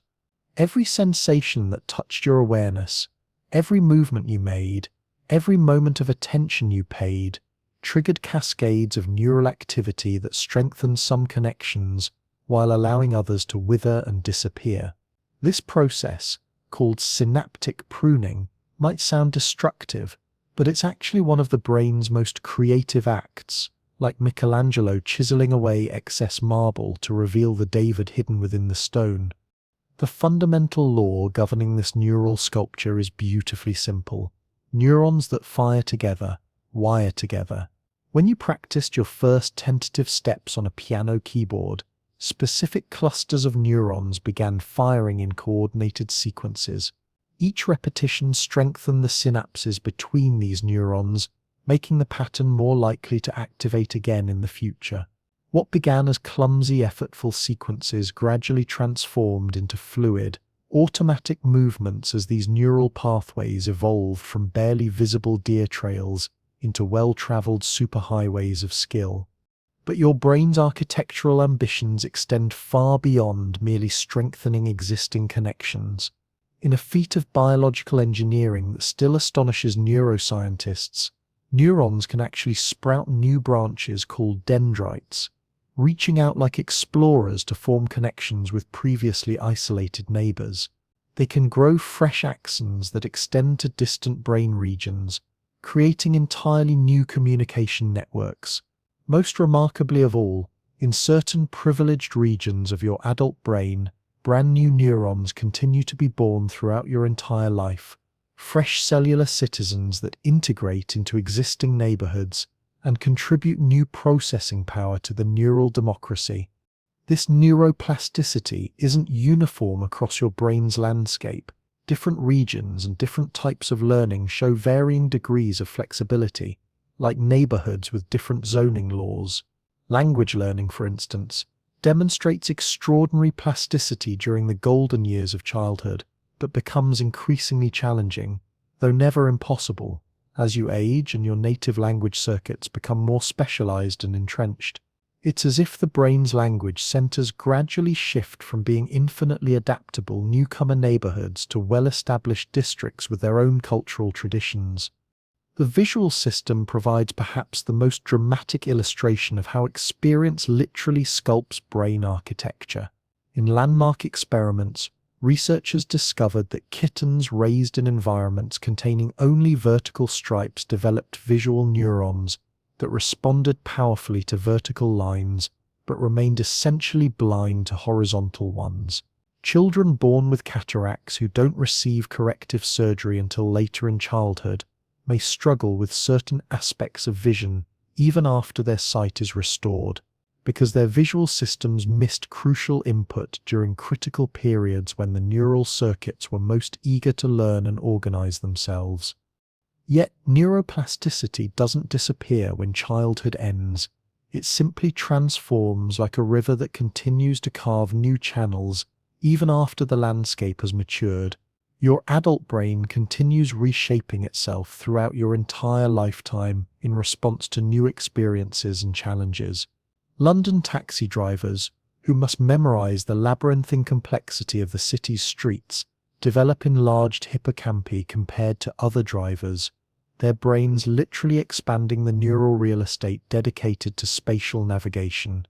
Musicians who spend decades coaxing melodies from string instruments show enlarged areas of motor and sensory cortex corresponding to their fingering hands, as if their brains have grown specialized neighborhoods for musical dexterity. Even something as seemingly simple as learning to juggle can produce measurable changes in brain structure within just a few weeks of practice, proof that your brain remains a living, breathing work of art, always ready to add new wings to its neural mansion. The mechanisms underlying this plasticity operate simultaneously across multiple scales, like a symphony played by orchestras of different sizes. At the molecular level, repeated neural activity triggers the production of proteins that strengthen synaptic connections and support the growth of new neural structures, biochemical construction crews building stronger bridges between neurons. At the cellular level, individual neurons extend fresh branches and form novel connections with their neighbors, like residents of a growing city reaching out to shake hands with new arrivals.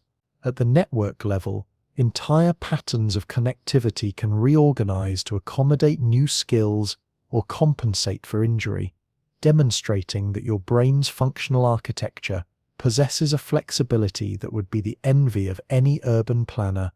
Perhaps most remarkably, your brain can reorganize itself to compensate for damage or loss with a resilience that borders on the miraculous. When stroke damages one brain region, neighboring areas sometimes step up to take over its functions, like understudies suddenly thrust into starring roles. People who lose their sight often show enhanced processing in brain areas normally dedicated to vision, as these regions are recruited for processing auditory and tactile information with newfound intensity. This reorganization reveals that your brain's functional architecture is far more fluid than early neuroscientists believed, not a rigid machine with single-purpose components, but a jazz ensemble capable of improvisation when circumstances demand it. The process of learning orchestrates multiple forms of plasticity working in elegant harmony.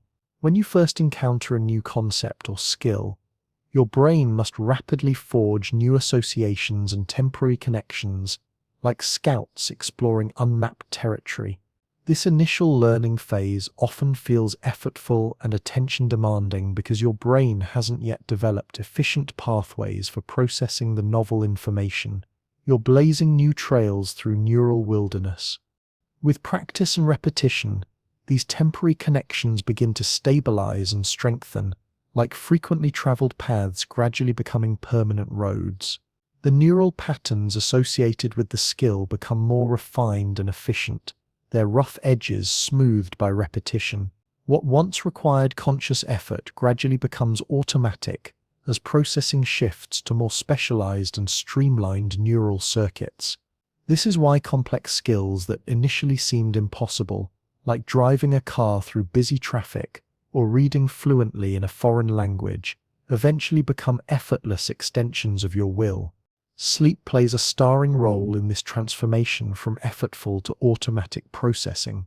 During sleep, particularly during the slow rolling waves of deep slumber, your brain replays the neural patterns associated with recently learned skills, like a dedicated musician practicing scales in the quiet hours before dawn. This replay helps consolidate learning and transfer it from temporary storage in the hippocampus to more permanent archives in relevant cortical areas.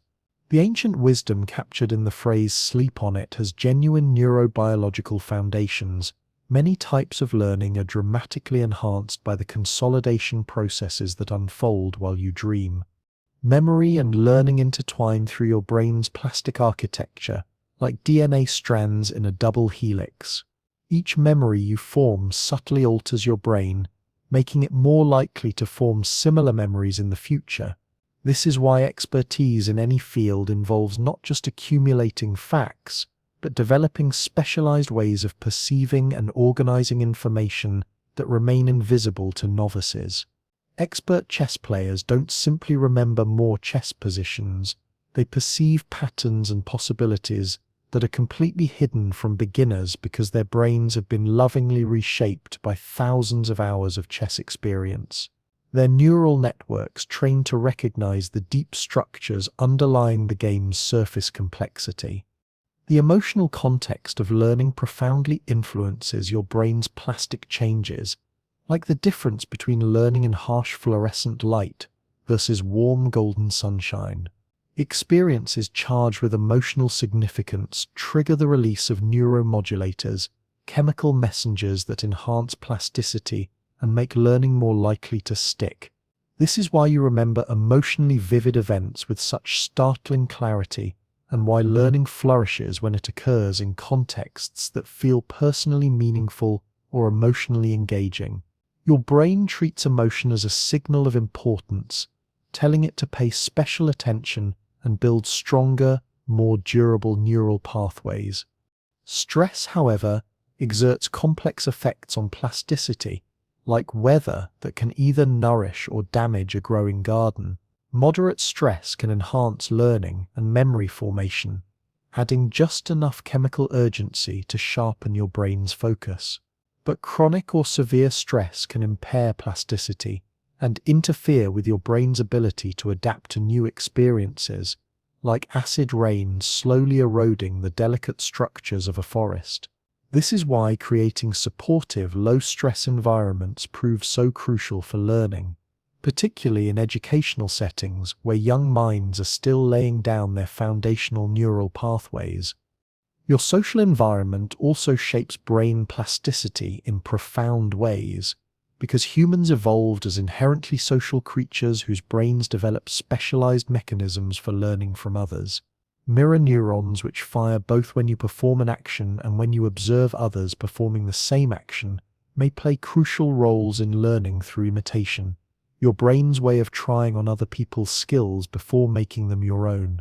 Social feedback and interaction can enhance plasticity and make learning more efficient and meaningful, transforming solitary neural rewiring into a collaborative construction project. As you age, your brain's plasticity evolves but never disappears entirely. While certain types of flexibility peak during childhood and adolescence, when your neural networks possess the eager adaptability of seedlings reaching toward light, your adult brain retains remarkable capacity for change throughout your entire lifespan. Older adults can master new skills, form fresh memories, and even grow new neurons in specific brain regions. The key lies in providing your brain with appropriate challenges, novel experiences and opportunities for growth, treating it like a garden that flourishes with attention and withers with neglect. Physical exercise enhances brain plasticity at any age by promoting the production of growth factors that support neural health and the formation of new connections, like fertilizer that nourishes the soil of consciousness.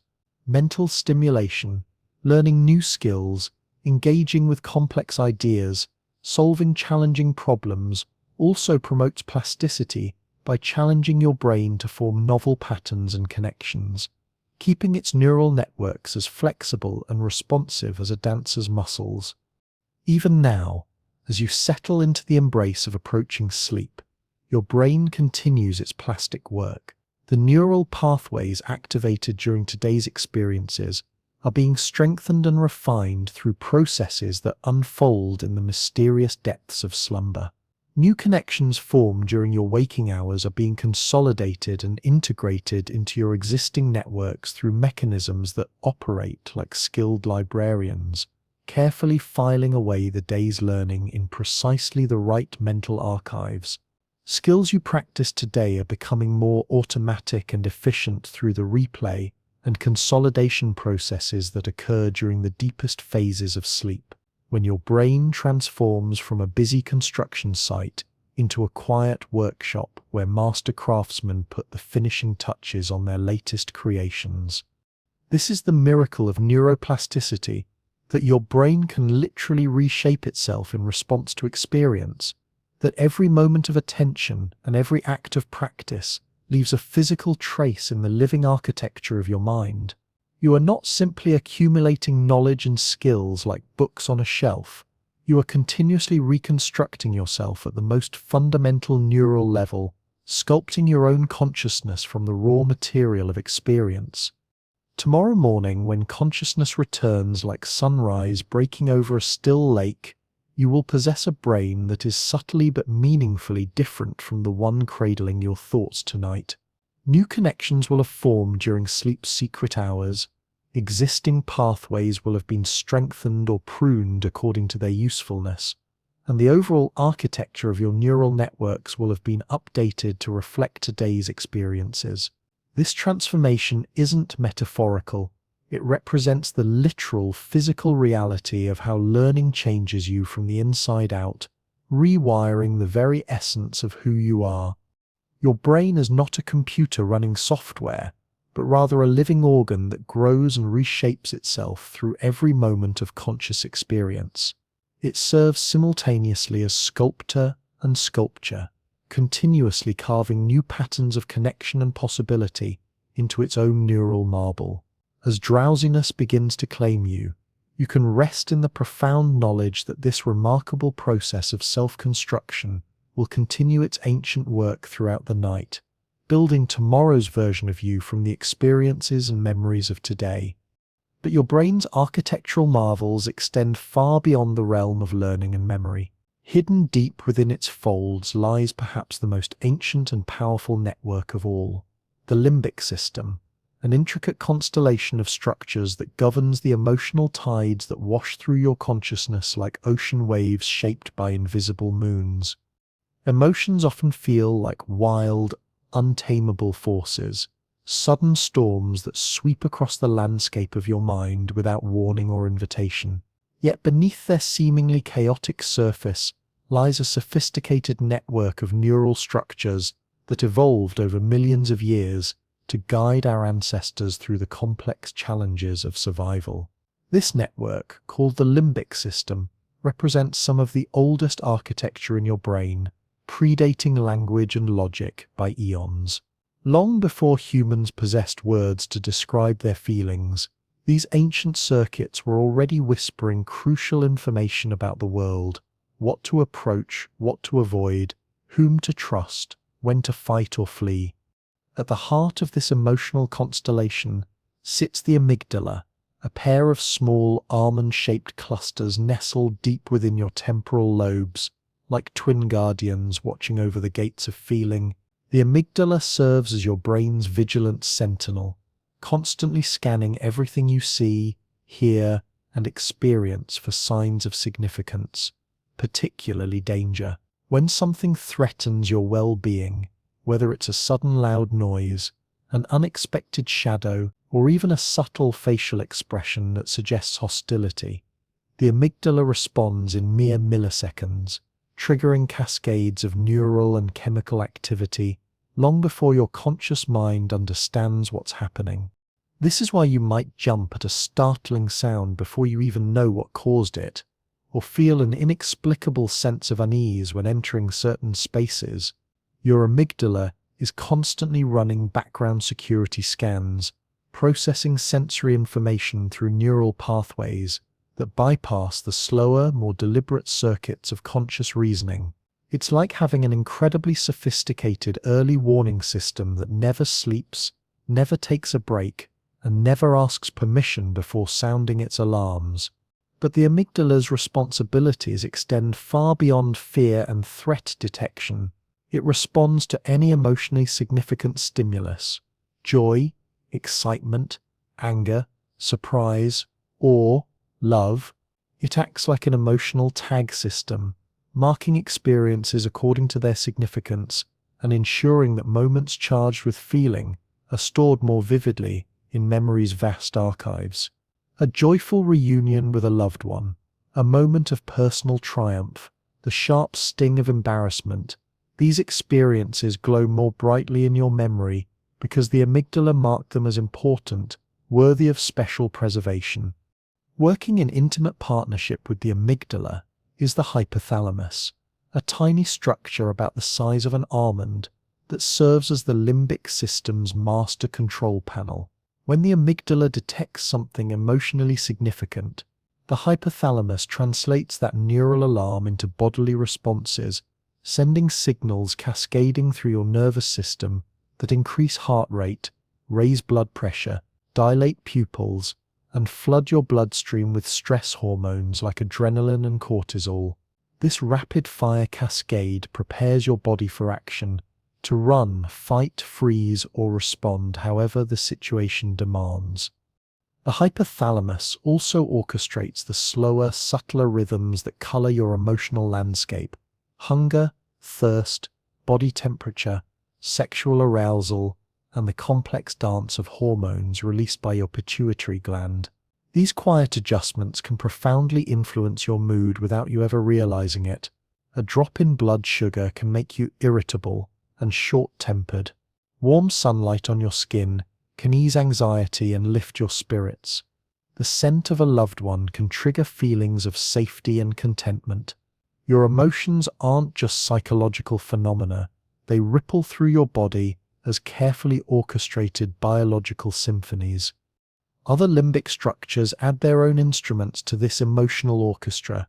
The hippocampus, primarily known for its role in forming new memories, works closely with the amygdala to bind emotions to experiences, creating the rich, multi-layered memories that define your personal history. The anterior cingulate cortex, perched like a bridge between the limbic system and the more rational prefrontal cortex, helps monitor emotional conflicts and smooth out your reactions when different parts of your brain are pulling in different directions. Together, these structures create a hidden foundation for everything you feel, quietly influencing your behavior long before you become consciously aware of their activity. From an evolutionary perspective, emotions served as crucial survival signals millions of years before humans developed the capacity for complex reasoning. Fear urged our ancestors to flee from predators lurking in tall grass. Anger spurred them to defend territory and resources. Love and affection bound them to one another, fostering the cooperation and mutual care essential for raising vulnerable offspring and building resilient communities. Even disgust played a vital role, helping our ancestors avoid contaminated food and disease-carrying substances. These ancient emotional programs continue operating in your modern brain, often faster and more powerfully than conscious thought. When you feel an instant liking or disliking for someone you've just met, when you experience a gut reaction about a decision, when you find yourself drawn to certain environments and repelled by others, these responses often reflect the lightning-fast assessments being made by your limbic system, drawing on patterns learned over a lifetime of experience. But emotions do more than guide survival decisions. They also serve as the brain's meaning-making system, the mechanism by which your mind assigns significance and value to experience. Every moment of your life carries a subtle emotional coloring, from the quiet contentment of a familiar room to the sharp excitement of discovering something new. These feeling tones shape how you perceive reality and how you remember events later. A conversation that leaves you happy will seem brighter and more vivid in memory, while one that generates anxiety may feel hazy and uncertain when you recall it. Emotions also act as attention directors, guiding your mental spotlight toward what matters most. When something sparks strong feelings, your brain automatically tunes in more closely, sharpening focus like a camera lens snapping into perfect clarity. This is why emotionally charged memories burn so brightly in your mind. The birth of a child, the thrill of a breakthrough, the shock of unexpected news. Your limbic system whispers to the rest of your brain, "This matters. Pay attention. Remember this." Even subtle emotions continuously nudge your thoughts and perceptions, like gentle currents steering a boat across calm water. They guide your attention toward what might be important and away from what might be risky, often operating so smoothly that you never notice their influence. The slight unease that makes you double-check a locked door, the warm feeling that draws you towards certain people, the inexplicable confidence that helps you take calculated risks. These are all products of your emotional brain's ongoing assessment of your internal and external environments. Despite their power, emotions don't operate in isolation from reason. Your prefrontal cortex, the brain's executive center responsible for planning, decision-making, and impulse control, maintains constant communication with the limbic system. It can modulate the amygdala's alarms, weighing emotional impulses against long-term goals and social considerations. At the same time, the limbic system provides the prefrontal cortex with essential information about what you value and care about most deeply. Thought without feeling would be cold and directionless, like a compass spinning aimlessly without a magnetic north. Feeling without thought can be impulsive and chaotic, like a ship without a rudder in stormy seas. Only when emotion and reason work together do they create something recognizably human, the capacity for both passionate commitment and thoughtful reflection, for both spontaneous joy and careful planning. Your emotional brain isn't trying to control or manipulate you. It's trying to protect you, connect you to others, and guide you through a world far too complex to navigate through logic alone. It speaks in the language of sensation rather than words. A quickened pulse, a flutter in your chest, a tightening of your throat, a warmth spreading through your belly. Often it whispers subtle warnings or encouragements before conscious awareness catches up, providing gentle nudges about what feels safe or dangerous, comforting or unsettling. Emotions can sometimes feel like storms passing through the landscape of your mind, unpredictable and overwhelming, but they're also the currents that carry you through life, drawing you toward people you love, steering you away from things that might harm you, and guiding you toward experiences that make existence meaningful and rich. Even the quieter feelings, the soft contentment of a peaceful morning, the gentle ache of nostalgia, the warm spark of curiosity, are part of this vast, silent guidance system that evolved to help you not just survive but thrive. There's something both humbling and beautiful in realizing how much of your inner world is shaped by these ancient circuits, still humming away inside your modern mind. The amygdala and hypothalamus may be tiny structures, but their influence ripples through every corner of your brain like stones thrown into still water, their effects spreading in concentric circles that touch every aspect of your experience.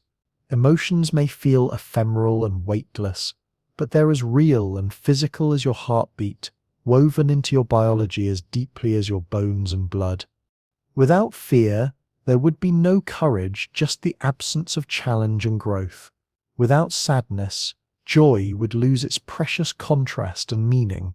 Without the capacity for love and connection, the world would feel cold and empty, devoid of the relationships that give life its deepest purpose. Your emotional brain does far more than keep you alive. It fills your existence with color, meaning and connection to others. It reminds you, even in your quietest moments, that being alive isn't just about surviving another day, but about feeling your way through the beautiful complexity of human experience. As sleep begins to deepen around you, your emotional networks don't simply switch off like lights being turned out in an empty house.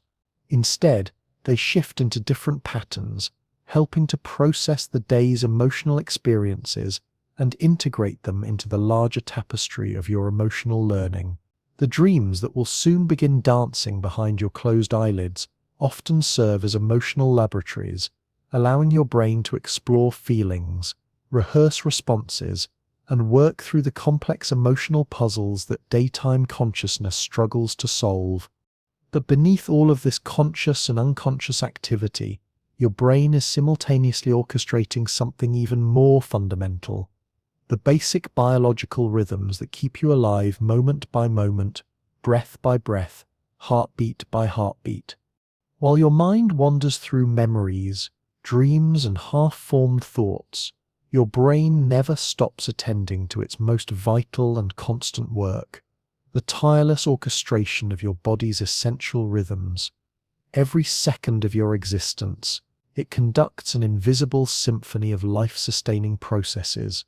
The steady drumbeat of your heart, the gentle rhythm of your breathing, the careful regulation of your blood pressure and body temperature, the precise choreography of hormones flowing through your bloodstream, like molecular messengers carrying crucial instructions to every cell. This extraordinary work happens so seamlessly, so automatically, that it's easy to forget its complexity. While your conscious mind drifts from thought to thought like a butterfly visiting flowers, your brain maintains constant vigilance over the fundamental processes that keep you alive. You never have to remember to breathe, consciously adjust your heart rate, or manually regulate your body temperature. These vital functions operate through networks so reliable and sophisticated that they make the most advanced artificial intelligence systems seem clumsy by comparison. The conductor of this biological orchestra is your autonomic nervous system, a vast network of neural pathways that stretches from your brain stem down through your spinal cord and out to every organ in your body. The word autonomic hints at its essential nature. It works automatically, without the need for conscious oversight or effort.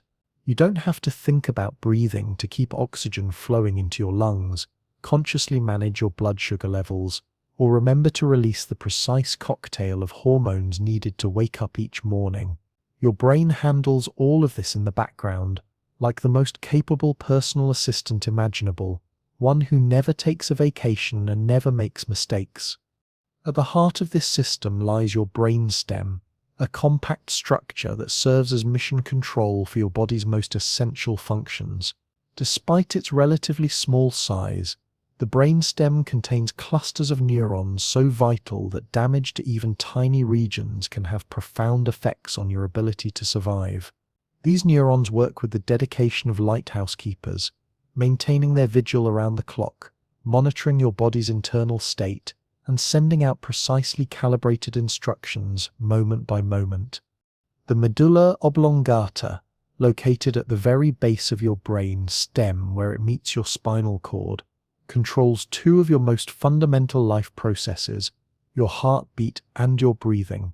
These might seem like simple functions, but they require constant, intricate adjustments based on your body's changing needs. The medulla receives continuous reports from chemoreceptors in your blood vessels that monitor oxygen and carbon dioxide levels, then adjusts your breathing rate accordingly. Faster when you exercise and need more oxygen, slower when you rest and your metabolic demands decrease. Breathing itself involves a remarkably complex choreography. With each inhale, your brain sends precisely timed signals down your spinal cord to the muscles of your diaphragm and ribcage, instructing them to contract and expand your chest cavity. Simultaneously, it makes subtle adjustments to the width of your airways and coordinates your breathing with other activities like swallowing, speaking, or coughing to ensure these vital functions never interfere with each other. When you exhale, your brain releases these muscular contractions in a carefully orchestrated sequence, allowing air to flow out of your lungs while preparing for the next breath. This elegant cycle repeats approximately 20,000 times each day, every single day of your life, without requiring a single conscious command. Your heartbeat represents an equally sophisticated biological timing system. Your brain stem maintains constant surveillance of your blood pressure through specialized sensors called baroreceptors located in your major arteries. These sensors detect the stretch and pressure of blood flow, continuously reporting back to your cardiovascular control centers.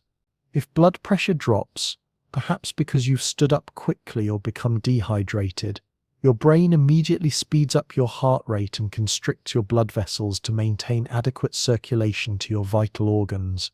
If pressure rises too high, it slows your heart and relaxes your blood vessels to prevent damage to delicate tissues.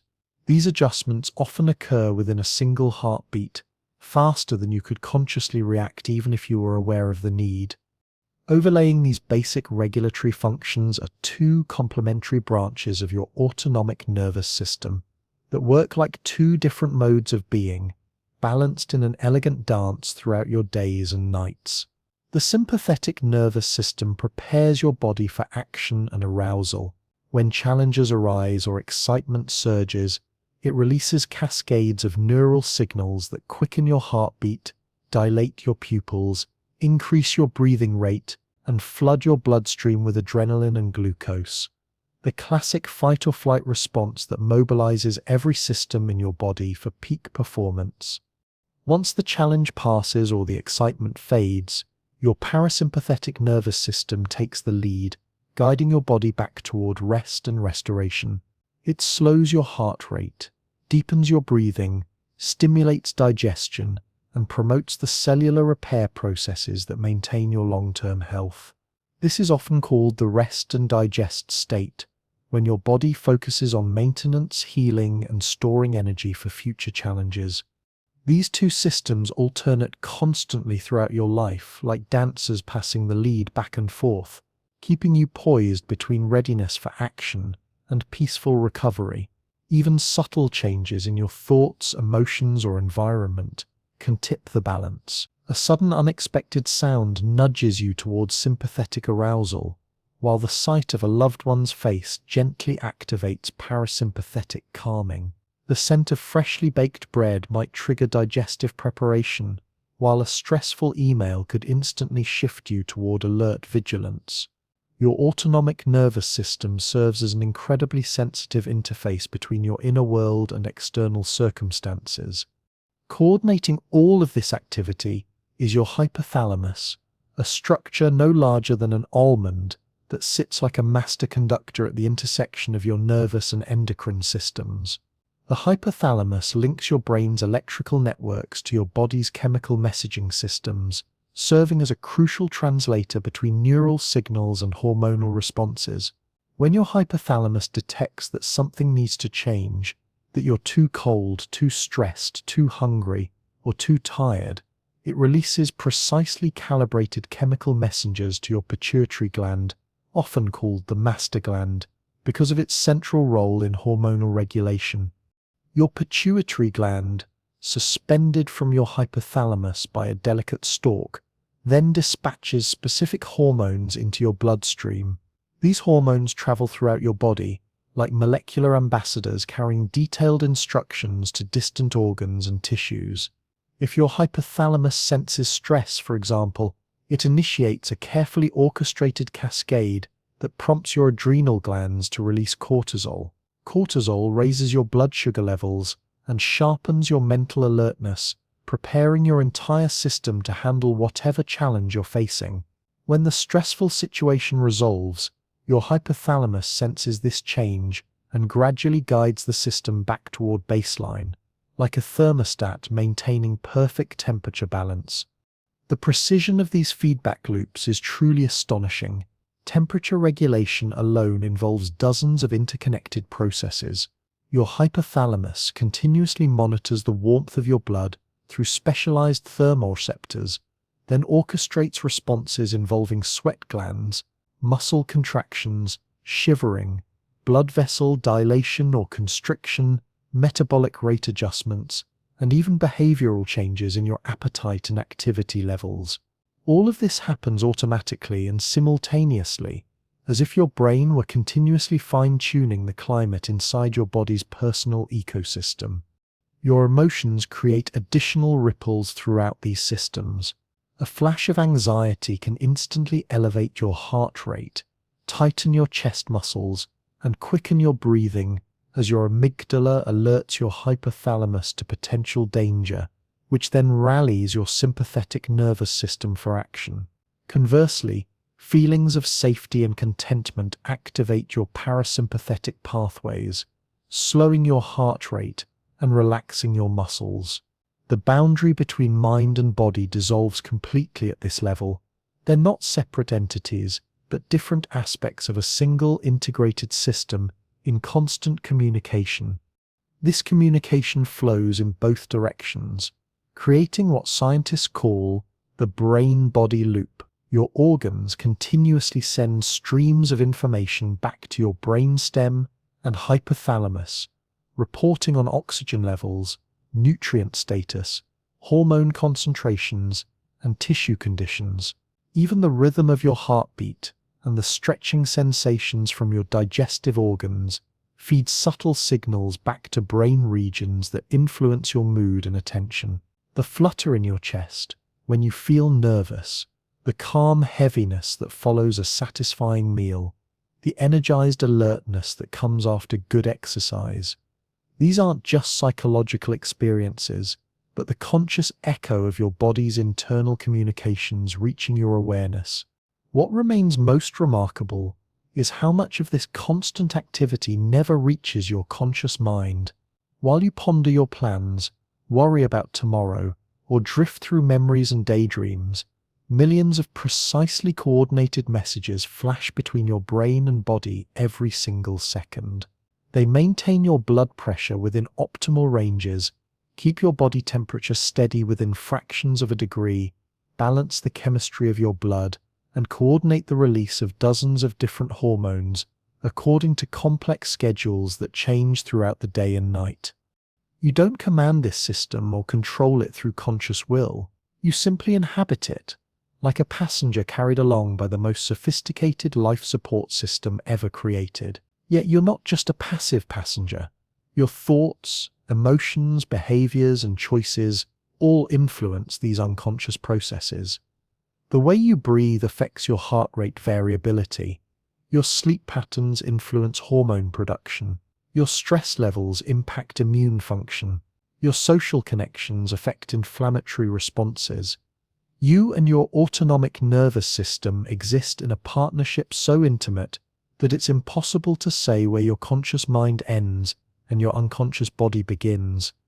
It's humbling to realize that while you go about your daily life, focused on work, relationships, dreams, and plans, your brain never wavers in its commitment to the fundamental task of keeping you alive.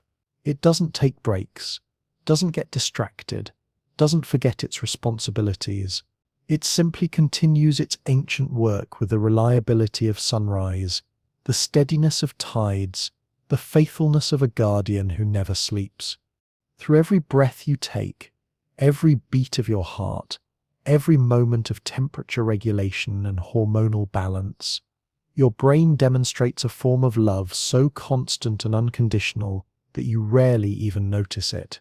This is perhaps the most profound intimacy you'll ever experience, the relationship between your conscious mind and the unconscious intelligence that sustains your life moment by moment, asking nothing in return except the opportunity to continue its quiet service.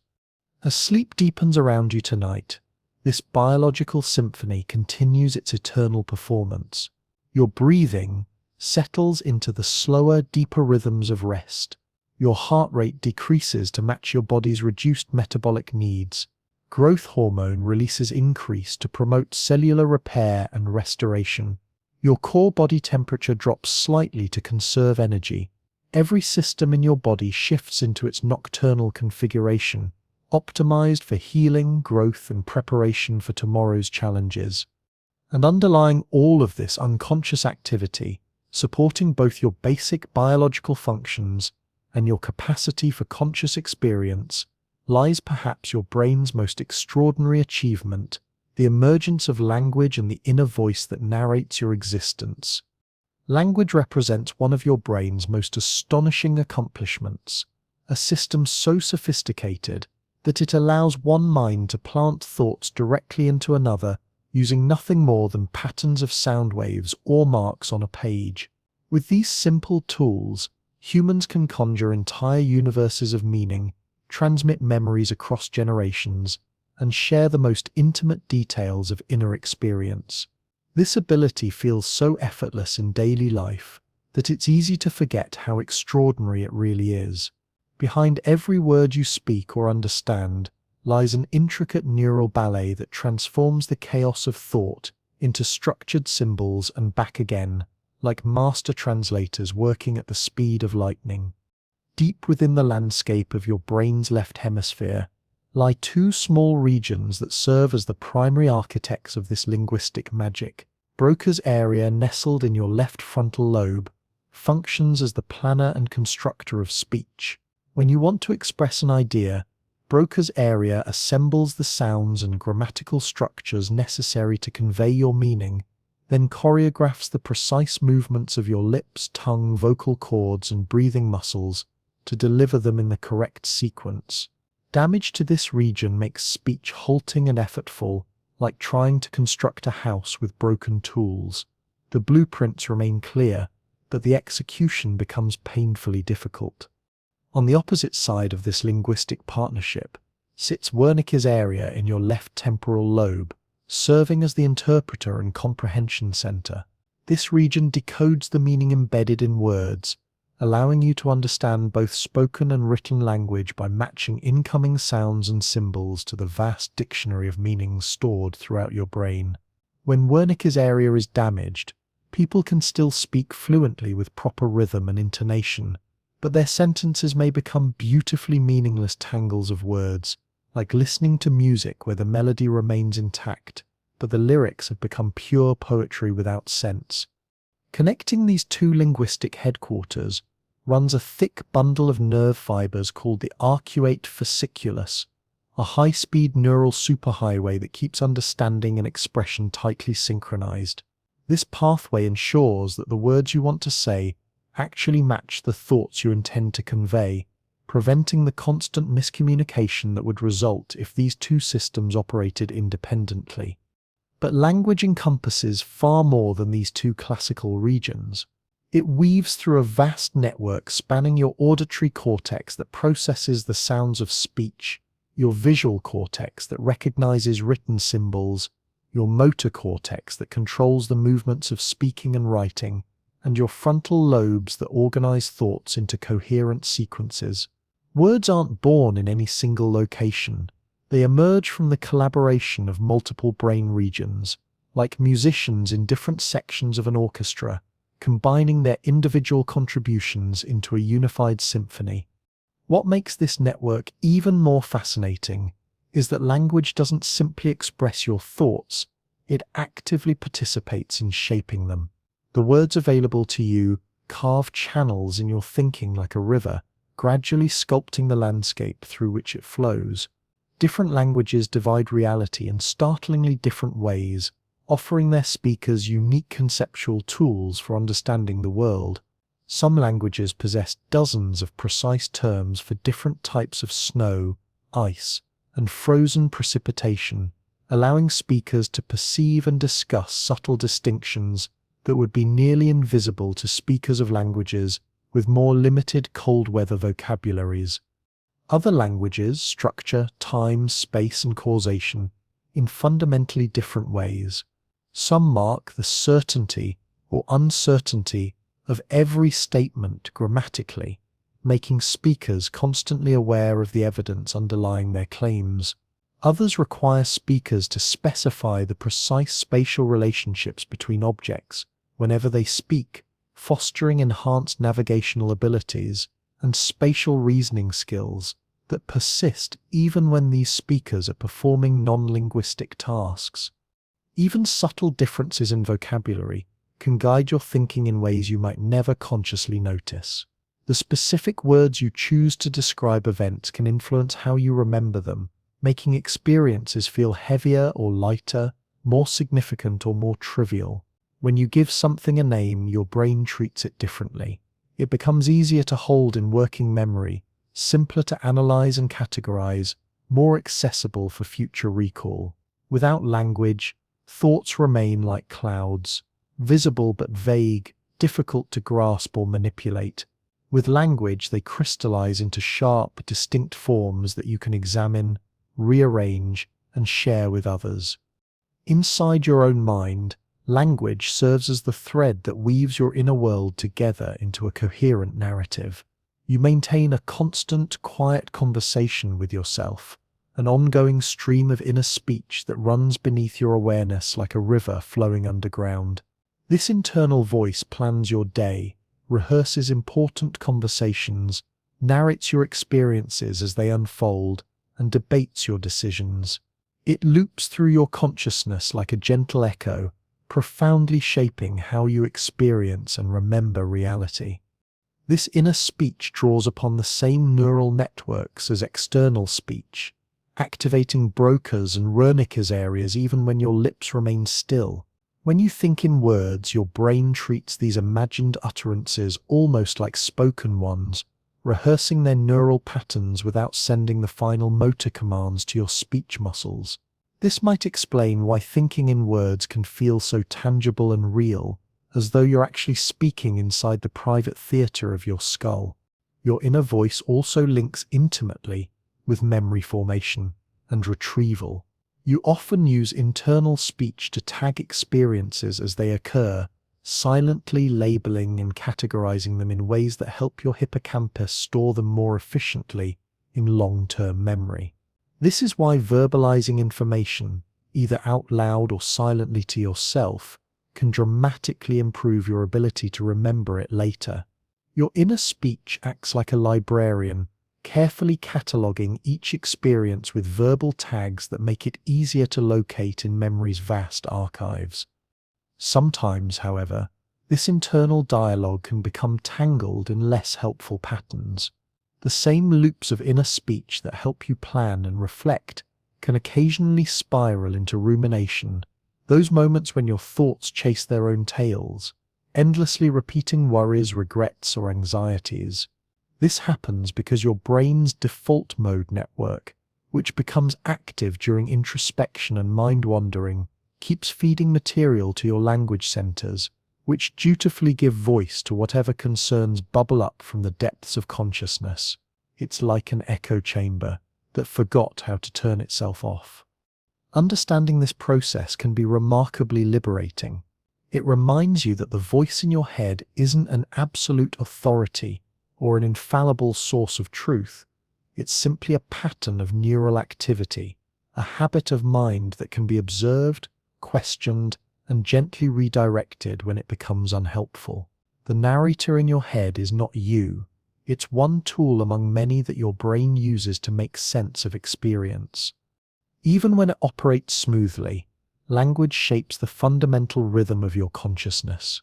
It gives your thoughts structure and sequence, breaks complex ideas into manageable pieces, and allows you to hold multiple concepts in awareness simultaneously, like a skilled juggler keeping several balls in motion.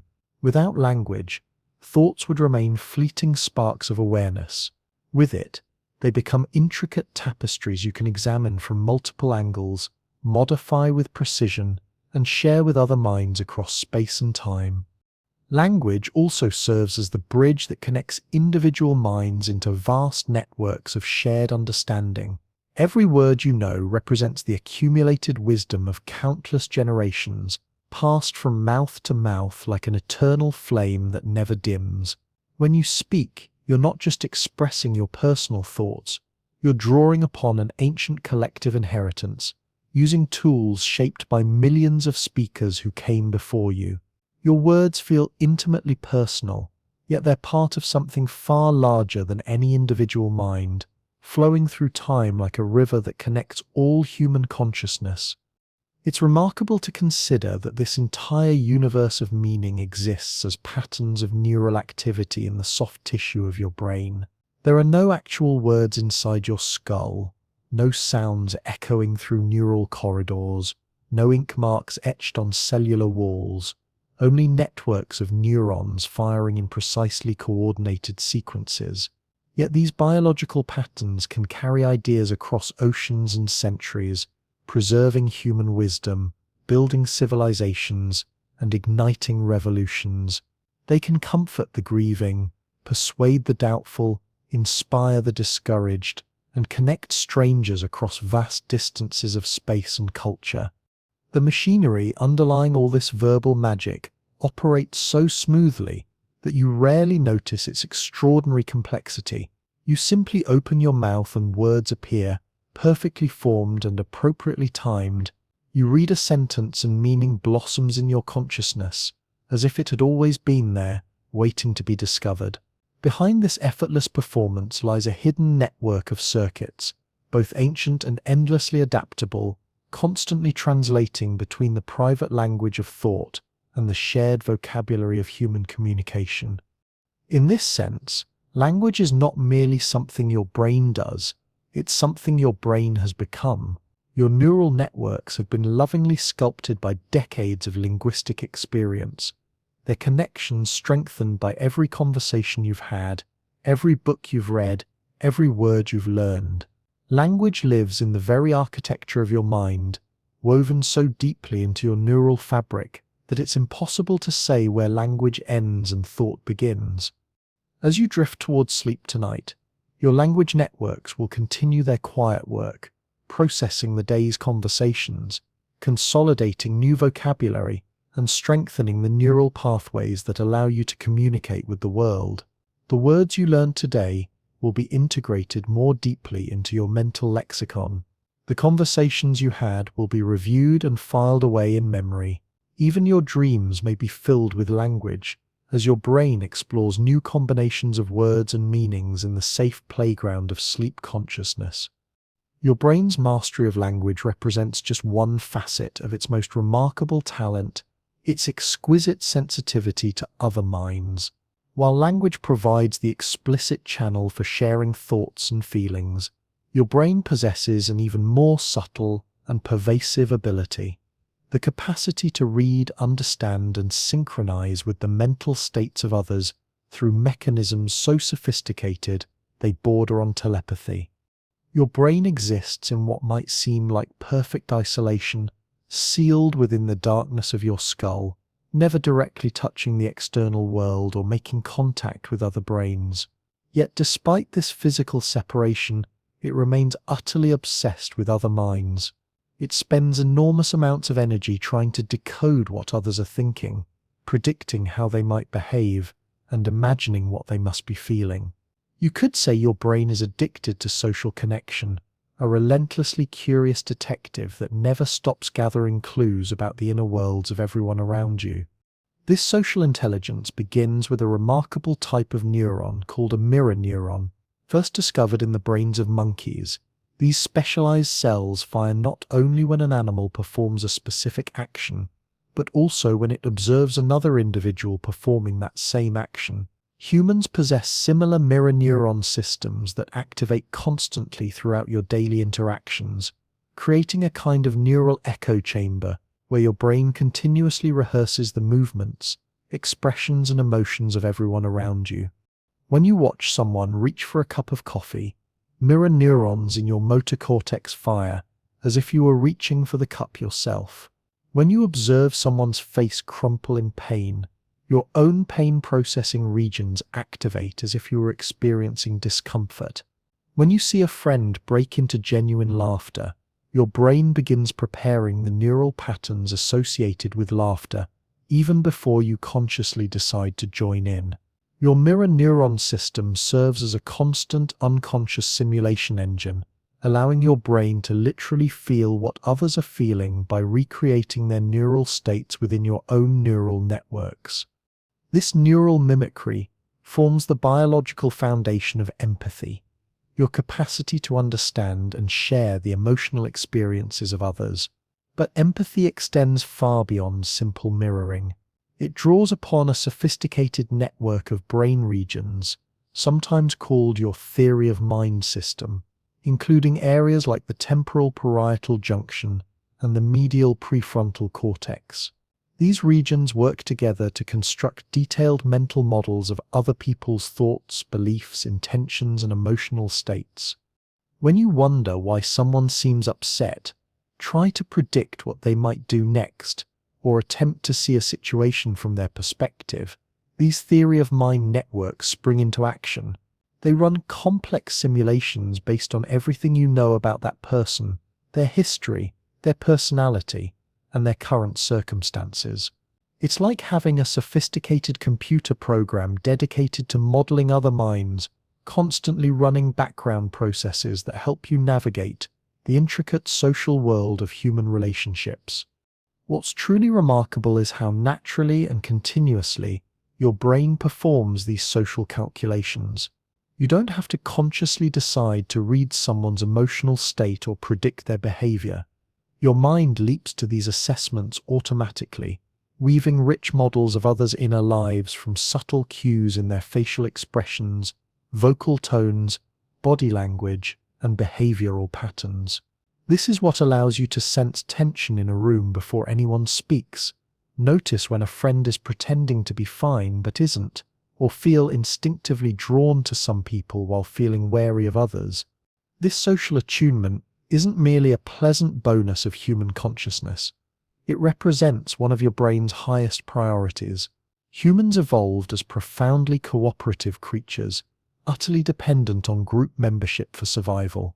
For most of our species' history, being excluded from the social group represented a death sentence far more certain than facing wild animals or natural disasters.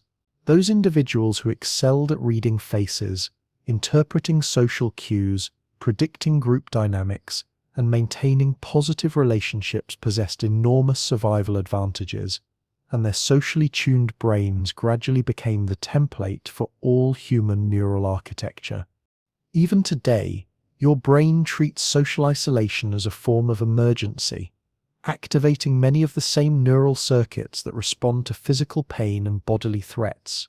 Loneliness triggers stress responses that can weaken your immune system, disrupt sleep, and increase inflammation throughout your body.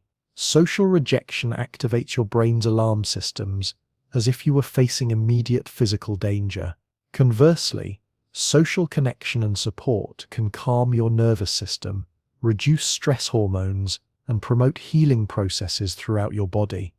This is why conversation feels rewarding, why eye contact can create moments of genuine pleasure, and why shared laughter seems to dissolve tension like sunlight melting frost. Social interaction lights up your brain's reward circuits, releasing dopamine, oxytocin, and other neurochemicals associated with pleasure, bonding, and well-being. These chemical rewards evolved to encourage you to seek out and maintain the relationships crucial for survival and thriving. Your socially tuned brain doesn't stop at understanding others. It actively tries to align itself with them. During engaging conversations, the brain rhythms of speakers and listeners begin to synchronize, their neural oscillations rising and falling in similar patterns like dancers moving to the same music. Even heart rates, breathing patterns, and hormone levels can slip into sync during moments of deep connection. It's as if your brain isn't content to simply observe other minds from a distance. It wants to dance in harmony with them. All of this social processing happens with stunning speed and precision. Within milliseconds, your brain can decode micro-expressions that last less than a quarter of a second, detect subtle changes in vocal inflection, and track complex social dynamics involving multiple people simultaneously. This social intelligence operates largely outside conscious awareness, creating what you experience as intuition, gut feelings, or social sixth sense. Your sense of self depends fundamentally on this social machinery. From infancy onward, you learn who you are, partly by observing how others respond to you, incorporating their reactions and feedback into your developing self-concept. The social brain doesn't just help you understand other people, it helps you become a person in relationship with others, constructing your identity through the endless mirror of social interaction. This drive for social connection can make human behavior beautifully cooperative, but also surprisingly vulnerable. Because your brain craves social harmony, criticism can sting more intensely than logic would suggest, while praise and acceptance can feel disproportionately uplifting. These reactions may seem overly emotional, but they're rooted in ancient neural circuitry that once determined whether your ancestors lived or died based on their standing within the group. Despite its evolutionary roots, your social brain demonstrates remarkable flexibility and reach. It allows you to empathize not just with people you know personally, but with minds you've never met, characters in novels, historical figures, even fictional beings in stories and films. Your mirror neuron systems and theory of mind networks can simulate the experiences of someone who lived centuries ago or exists only in imagination. This extraordinary capacity has enabled humans to build vast networks of culture, art, and knowledge, linking countless minds together in a great web of shared understanding that spans both space and time. Perhaps most mysteriously, this social brain occasionally seems to operate with an accuracy that borders on the supernatural. People often report sensing when they're being watched, feeling the emotional atmosphere of a room immediately upon entering, or knowing intuitively that something is wrong with a loved one even at a distance. While science doesn't fully understand these phenomena, they likely reflect the extraordinary sensitivity of neural systems that evolved to detect even the subtlest social and emotional cues. As sleep approaches and your conscious mind begins to quiet, your social brain doesn't simply shut down. Instead, it often shifts into processing mode, reviewing the day's social interactions, integrating new information about the people in your life, and sometimes working through social challenges or conflicts in the theater of dreams. The faces that appear in your dreams, the social scenarios that play out behind your closed eyelids, often reflect your brain's ongoing efforts to understand and connect with the complex community of minds that surround you. There's something both profound and beautiful about this aspect of your neural architecture. This supposedly isolated organ, sealed away in the darkness of your skull, dedicates enormous resources to reaching beyond itself, constantly striving to understand, connect with, and synchronize with other minds. Your brain might seem like the ultimate private space, yet it's fundamentally designed for connection, built to seek communion with others, happiest when it discovers that it's not alone in the universe of consciousness. From this foundation of social connection and linguistic expression, your brain launches into perhaps its most mysterious and celebrated capacity, the ability to create something entirely new from the raw materials of experience and imagination. Creativity often feels like pure magic, a sudden spark of inspiration, a flash of insight, an idea that materializes from seemingly nowhere. One moment your mind feels empty and ordinary, and the next it has conjured something entirely novel, a melody that's never been heard, a solution to a stubborn problem, a story that captures something true about human experience in a completely unexpected way. It can seem as if your brain contains a secret trapdoor that occasionally swings open, releasing treasures from some hidden vault of inspiration. But behind this apparent magic lies one of your brain's most intricate and beautiful processes, a delicate dance between structure and chaos, between focused attention and wandering reverie, between the accumulated wisdom of your past and the limitless possibilities of your imagination. Creativity doesn't emerge from nothing. It arises from your brain's extraordinary ability to recombine existing elements in novel ways, like a master chef creating entirely new flavors by combining familiar ingredients in unexpected proportions. At the heart of creative thinking lies something neuroscientists call divergent thinking, the capacity to generate multiple different solutions, approaches, or ideas from a single starting point. While logical, convergent thinking seeks the one correct answer to a problem, divergent thinking encourages your mind to scatter in all directions, exploring possibilities without worrying whether they're right, wrong, practical, or absurd. It's the difference between solving a mathematical equation and inventing a new game. One seeks to find what already exists, while the other delights in bringing something new into being. Divergent thinking draws upon an unusually broad network of brain regions working in concert. Your frontal lobes help break free from habitual thought patterns and conventional approaches. Your temporal lobes supply fragments of memory, emotion, and association that can be recombined in novel ways. Your parietal lobes mix sensory impressions and spatial relationships into new configurations. Even your cerebellum, better known for coordinating physical movements, contributes to the rhythm and timing of creative thought. Creativity isn't the product of any single brain region, but rather emerges from the collaboration of many areas, like a symphony that requires every section of the orchestra to contribute its unique voice. But this creative choir needs a conductor, and that role falls to your brain's executive control network, centered in the prefrontal cortex. This network normally serves as the voice of reason and restraint, monitoring your thoughts, focusing attention on relevant information, and filtering out ideas that seem irrelevant or unrealistic. During creative moments, however, it adopts a more flexible stance, loosening its usual tight control just enough to allow unusual ideas to slip through while still providing gentle guidance and organization. This delicate balance between control and freedom represents one of creativity's essential requirements. Too much executive control leads to rigid, conventional thinking that never ventures beyond familiar territory. Too little control results in chaotic, disconnected ideas that may be novel but lack coherence or usefulness. Creative breakthroughs often occur in the sweet spot where your brain's supervisory systems relax their grip without abandoning their posts entirely, allowing your mind to wander into unexplored territory while maintaining just enough structure to recognize and develop promising discoveries. This dance between focus and freedom plays out through the interaction of two major brain networks, the executive attention network and the default mode network.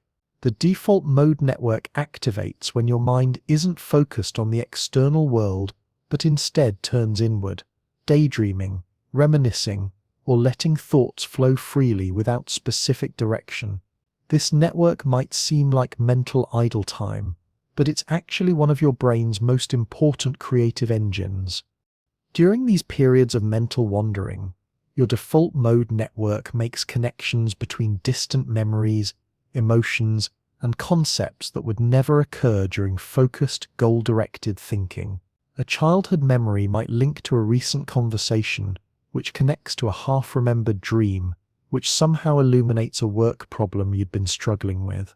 These associative leaps happen because the default mode network operates with broader, more inclusive filters than focused attention, allowing seemingly irrelevant information to enter the creative mix. This is why solutions often arrive when you're not actively seeking them. In the shower, during a walk, in the moments between sleep and waking when your mind is relaxed but alert. Your brain continues working on problems in the background, quietly shuffling and reshuffling the pieces of information you've gathered, looking for new patterns and unexpected connections. When a promising combination clicks into place, it surfaces in consciousness as that magical aha moment that seems to come from nowhere, but actually represents the culmination of extensive unconscious processing. Emotion plays a crucial supporting role in this creative process. Your brain's reward systems, particularly those involving the neurotransmitter dopamine, become active when you encounter promising new ideas or unexpected connections. That little spark of excitement you feel when inspiration strikes isn't just a pleasant side effect. It's your brain's way of encouraging you to explore the creative path you've discovered, building momentum and motivation to develop the initial insight into something more substantial. The relationship between your brain's two hemispheres also contributes to creative thinking, though not in the oversimplified way popular culture sometimes suggests. Rather than the left brain being purely logical and the right brain purely creative, both hemispheres contribute essential but different aspects to creative thinking. The left hemisphere, with its strength in language and sequential processing, helps structure and refine ideas, turning raw inspiration into communicable form. The right hemisphere, with its broader associative style and ability to perceive patterns and relationships, specializes in making the unexpected connections that spark new insights. Creative breakthroughs typically begin with the right hemisphere's wide-ranging associative leaps, then benefit from the left hemisphere's careful structuring and refinement.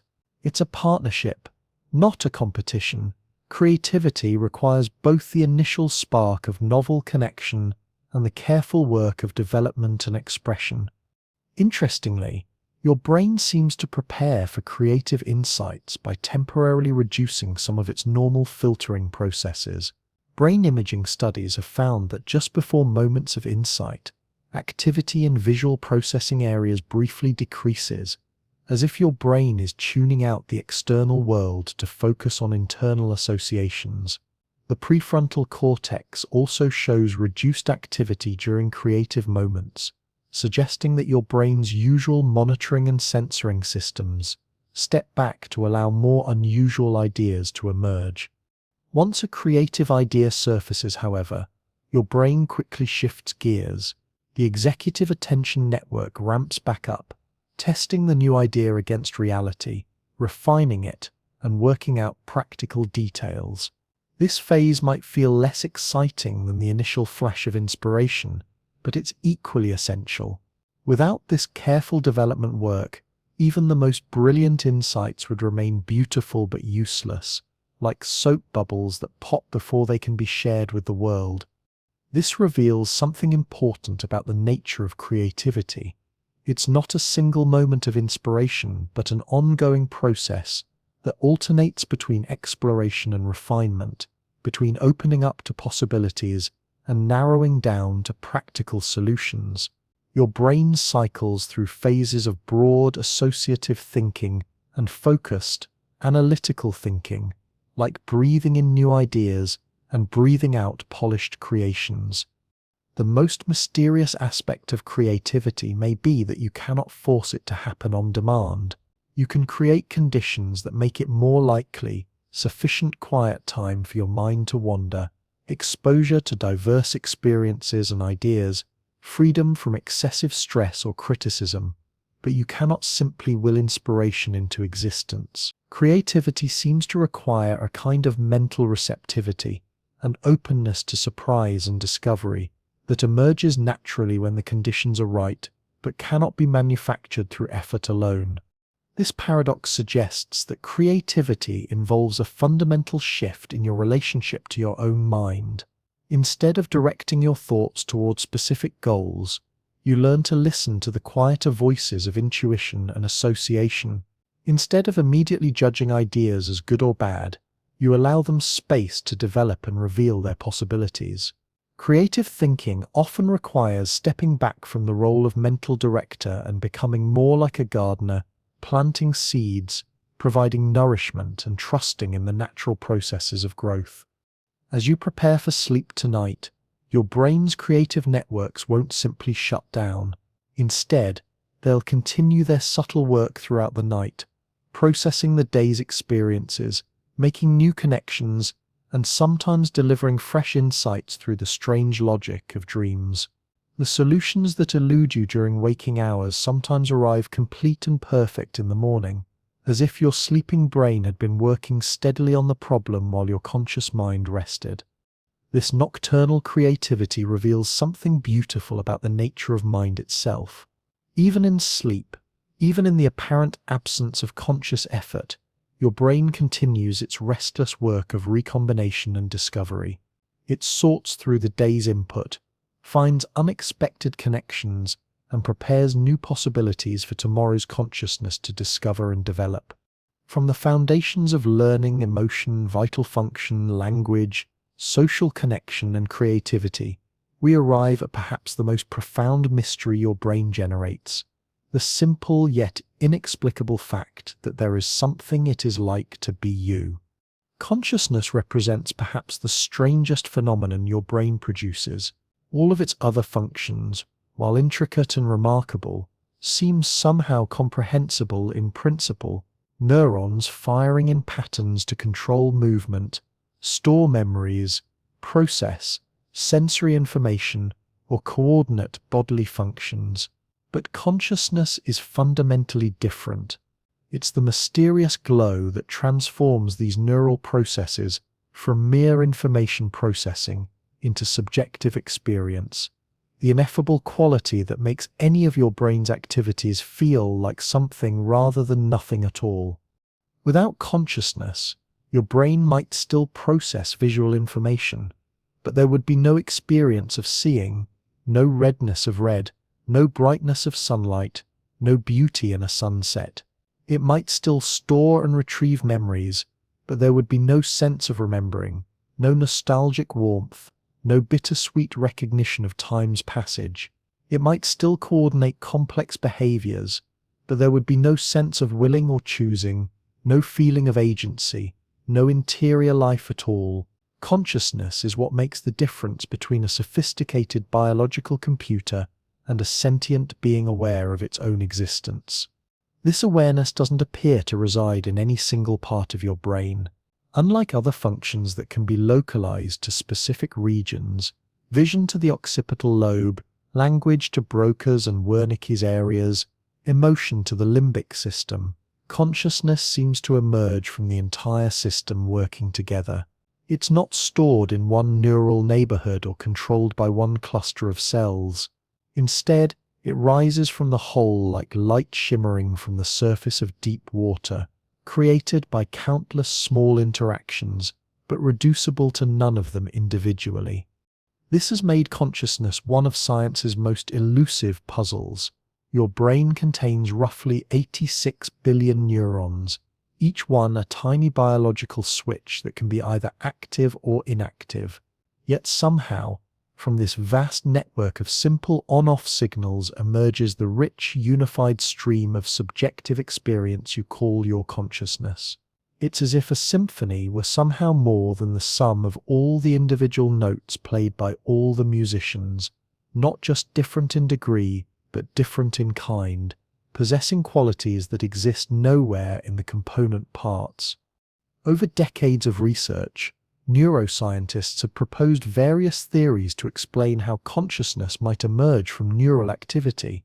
Two of the most influential approaches are known as global workspace theory and integrated information theory. While neither claims to solve the mystery completely, both offer fascinating glimpses into the possible mechanisms underlying your inner experience. Global workspace theory imagines your brain as a bustling theatre with countless unconscious processes working backstage, each handling specialized tasks, processing visual information, storing memories, monitoring bodily sensations, generating emotional responses. Most of the time, these processes operate quietly and invisibly, like stagehands setting scenes and adjusting lighting while the audience remains unaware of their activity. Consciousness emerges, according to this theory, when information from one of these backstage processes suddenly steps into the spotlight of global awareness. When something captures your attention, a sudden sound, a striking thought, an unexpected memory, it becomes broadcast across your entire brain through networks of long-range neural connections. This global broadcast makes the information available to all brain regions simultaneously, creating the unified, coherent experience you recognize as consciousness. In this view, consciousness isn't a place but a process, a moment when scattered neural activities link together across vast distances in your brain, sharing information and creating temporary coalitions of coordinated activity. You don't experience the countless unconscious processes constantly occurring in your brain, only those few that make it onto the global stage where they can be perceived, analyzed, and integrated with other conscious contents. Integrated information theory approaches the mystery from a different angle, asking not which brain structures create consciousness, but what kind of information processing could give rise to subjective experience at all. According to this theory, consciousness emerges from systems that achieve a specific balance. They must be both highly differentiated, with each part contributing something unique, and highly integrated, with all parts influencing each other in richly connected ways. The theory proposes a measure called phi that quantifies how much information a system integrates as a unified whole. A collection of completely isolated parts would have almost no integrated information and no consciousness. A perfectly uniform system, where every part does exactly the same thing, would also lack consciousness, despite being highly connected. But a network like your brain, where each region contributes specialized processing while remaining richly connected to others, achieves extraordinarily high levels of integrated information. And according to the theory, this is what gives rise to the glow of awareness. Neither theory fully explains why these particular patterns of neural activity should feel like anything from the inside. They offer frameworks for understanding the conditions under which consciousness appears, but don't solve what philosophers call the hard problem of consciousness: why there should be subjective experience at all, rather than simply complex information processing occurring in darkness. This explanatory gap doesn't represent a failure of science, but rather points to something profound about the nature of consciousness itself. It may be that consciousness, as the very medium through which we study everything else, necessarily remains partly mysterious to itself. You can observe the neural correlates of consciousness, measure its contents and dynamics, even predict its fluctuations, but the actual felt quality of being aware, that intimate first-person sense of existing, seems to hover just beyond the reach of objective description. Yet this elusiveness doesn't diminish consciousness's reality or importance. If anything, it makes the phenomenon more remarkable. Here is something that exists most undeniably. You cannot doubt that you are conscious without being conscious of doubting, yet remains stubbornly difficult to explain in terms of anything else. What we do know about consciousness reveals its profound fragility and contingency. It fades every night when you drift into deep sleep and returns each morning as if nothing had happened. It can vanish under anesthesia and reappear as the drugs wear off. It can be altered dramatically by small changes in brain chemistry, shifted by meditation, fragmented by certain types of brain injury, or temporarily interrupted by various neurological conditions. This fragility reveals that consciousness isn't a permanent feature of your brain, but rather a delicate process that requires specific conditions to maintain itself. It's more like a flame that can be blown out and rekindled than like a solid object that persists through all changes. Yet when it's present, it creates the entire world as you know it, not just your model of the external world, but your sense of having an inner world at all. Consciousness also demonstrates remarkable selectivity. At any given moment, your brain processes vast amounts of information, visual details from across your entire field of view, sounds from multiple sources, tactile sensations from throughout your body, proprioceptive information about your posture and movement, internal signals about hunger, thirst, and comfort. Yet you're consciously aware of only a tiny fraction of this processing. Most of your brain's activity remains forever hidden from consciousness, like the vast bulk of an iceberg hidden beneath the water's surface. You can't directly observe your visual system, constructing a three-dimensional model of the world from two-dimensional retinal images, your language networks parsing the grammar of sentences you hear, or your motor systems planning and coordinating complex movements. These processes occur with extraordinary sophistication, but in complete unconscious darkness. This reveals something important about consciousness. It's not simply awareness of everything your brain is doing, but rather a highly selective spotlight that illuminates only certain aspects of neural processing while leaving vast territories in shadow. What determines what becomes conscious and what remains unconscious remains one of neuroscience's active research questions, but it's clear that consciousness represents a fundamental form of neural selection and integration. Perhaps most mysteriously, consciousness seems to involve a kind of self-reference or recursive loop. Your brain not only processes information about the world, but also creates a model of itself as an observer within that world.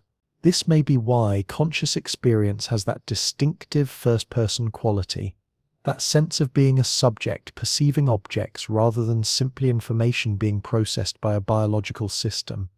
Some researchers suggest that consciousness emerges when your brain creates sufficiently complex models of itself, generating what amounts to a simulation of its own perspective embedded within its model of reality. This internal self-portrait might be what gives your experiences the unmistakable sense of mindness, the feeling that these thoughts, perceptions, and emotions belong to a particular someone rather than simply occurring in the abstract. As you drift towards sleep tonight, you'll witness consciousness performing one of its most remarkable daily transformations. It won't simply switch off like a light being turned out, but will gradually morph into different states. The hypnagogic drowsiness, where thoughts become loose and dreamlike. The various stages of sleep, where consciousness takes on entirely different qualities. And eventually the strange world of REM dreams, where your brain creates vivid, immersive experiences without any external sensory input at all. Even in sleep, some form of consciousness persists, transformed but not absent. Dreams demonstrate that your brain can generate rich, coherent experiences using only internal resources, creating visual scenes without light, emotional dramas without external events, complex narratives without any story being told from the outside. It's as if consciousness, even when cut off from the external world, continues creating experiences for itself, spinning stories and scenarios from the day's residue and the brain's own creative processes. This nightly transformation reveals something profound about consciousness. It's not just awareness of what is, but an active process of experience creation that continues even when there's nothing external to be aware of. Your brain doesn't simply receive and process information, it continuously generates the very possibility of experience itself. As the gentle pull of sleep grows stronger, you might reflect on the extraordinary fact that all of this, every thought you've had today, every emotion you've felt, every decision you've made, every moment of awareness you've experienced, has emerged from the soft, warm, living tissue cradled within your skull. Consciousness remains science's deepest mystery, but it's also your most intimate reality, the medium through which everything else becomes real for you. Tomorrow morning, when consciousness returns like dawn breaking over still water, you'll witness once again the daily miracle of awareness emerging from neural complexity. the moment when billions of cellular conversations somehow kindle the light of subjective experience, creating not just a brain that processes information, but a mind that knows it exists. Throughout all these explorations, learning, emotion, language, creativity, consciousness itself runs the profound story of how your brain changes across the span of a human lifetime, continuously growing, adapting, and transforming while maintaining the essential continuity of your identity. From the moment of your birth, your brain embarked on the most extraordinary journey of transformation imaginable. You entered the world with a neural architecture that was both more and less than what you possess today, more in terms of raw potential and cellular abundance, less in terms of refined connections and specialized skills.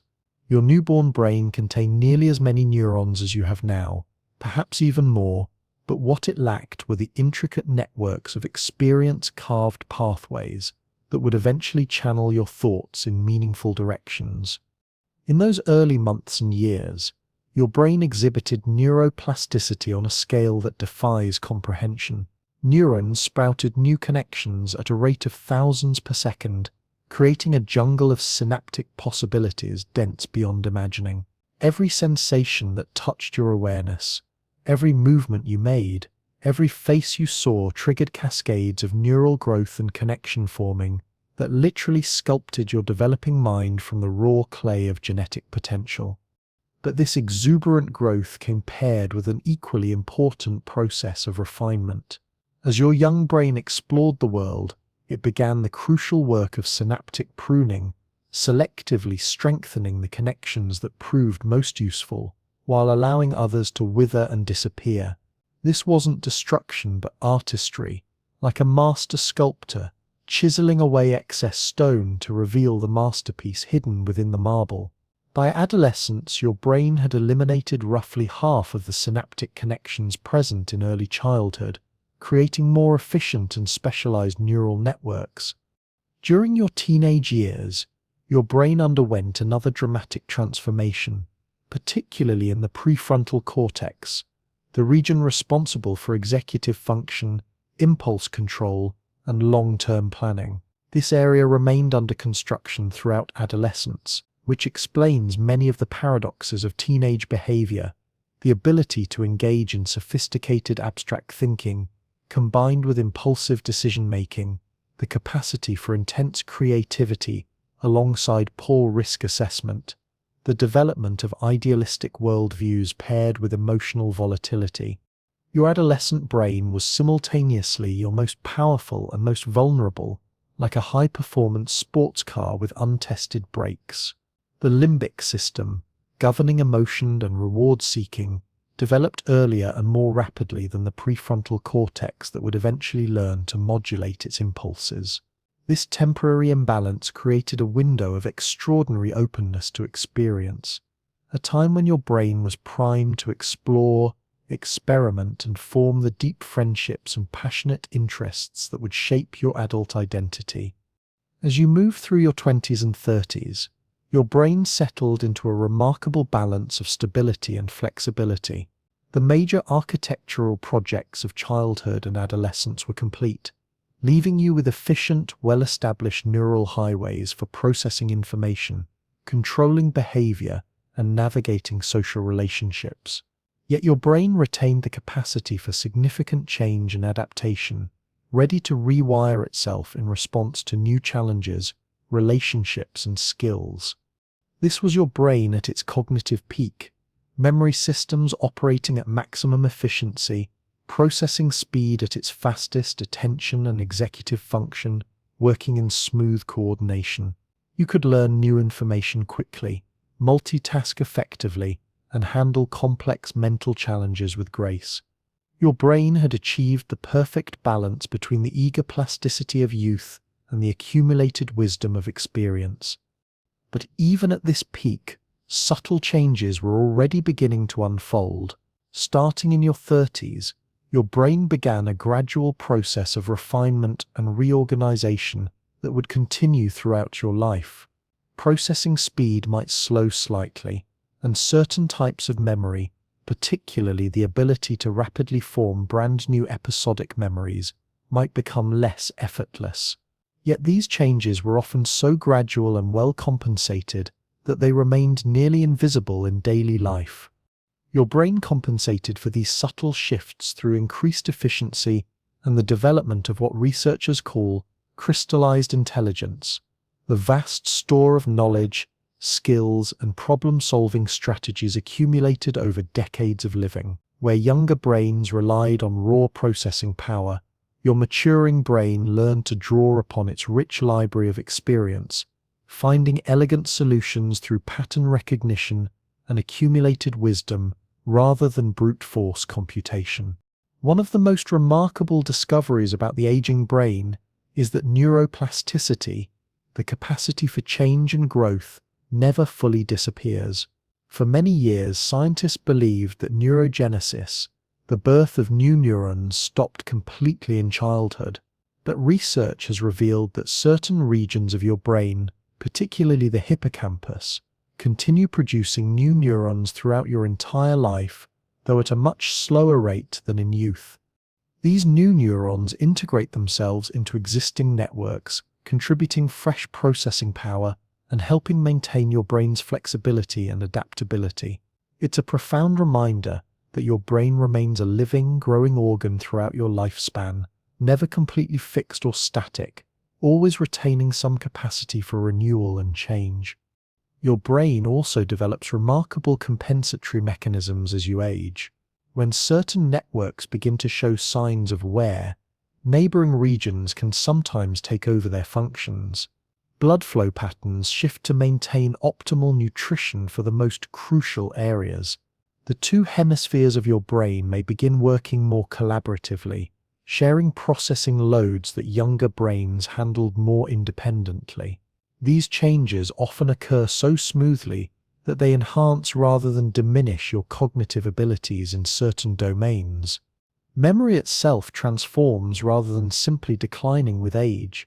While episodic memory, the ability to form detailed memories of specific events, may become less sharp, semantic memory, your store of facts, concepts, and general knowledge often remains stable or even improves.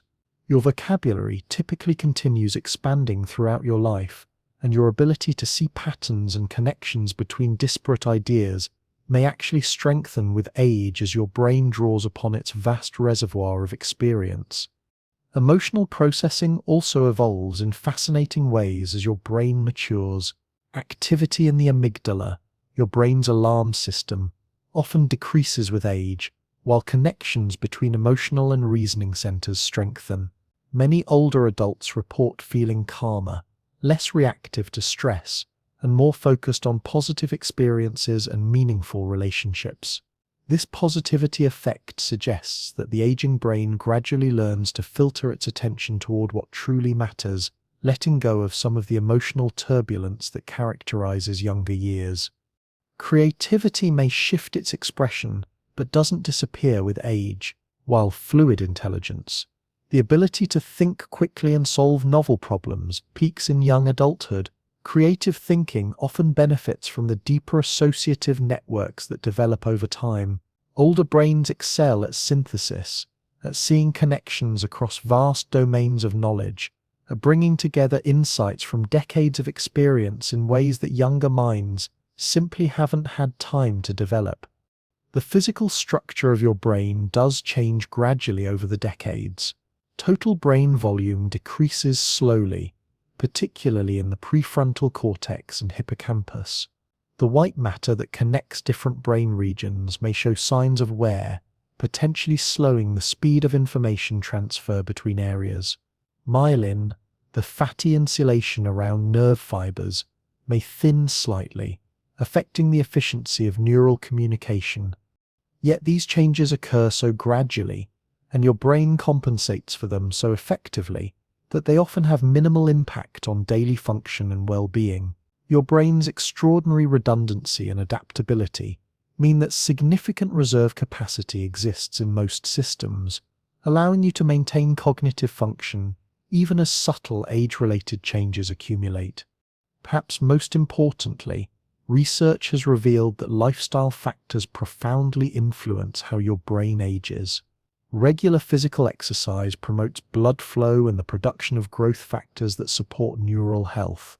Mental stimulation, reading, learning new skills, engaging with complex ideas helps maintain cognitive flexibility and may even promote the growth of new neural connections. Social interaction keeps emotional and cognitive networks active, while adequate sleep supports the cellular maintenance processes that keep your brain functioning optimally. The aging brain isn't simply a younger brain in decline. It's a transformed organ with its own strengths, priorities, and ways of processing information. While it may trade some of the raw speed and eager plasticity of youth for the depth and wisdom of experience, it remains remarkably capable of learning, adapting, and creating throughout the entire human lifespan.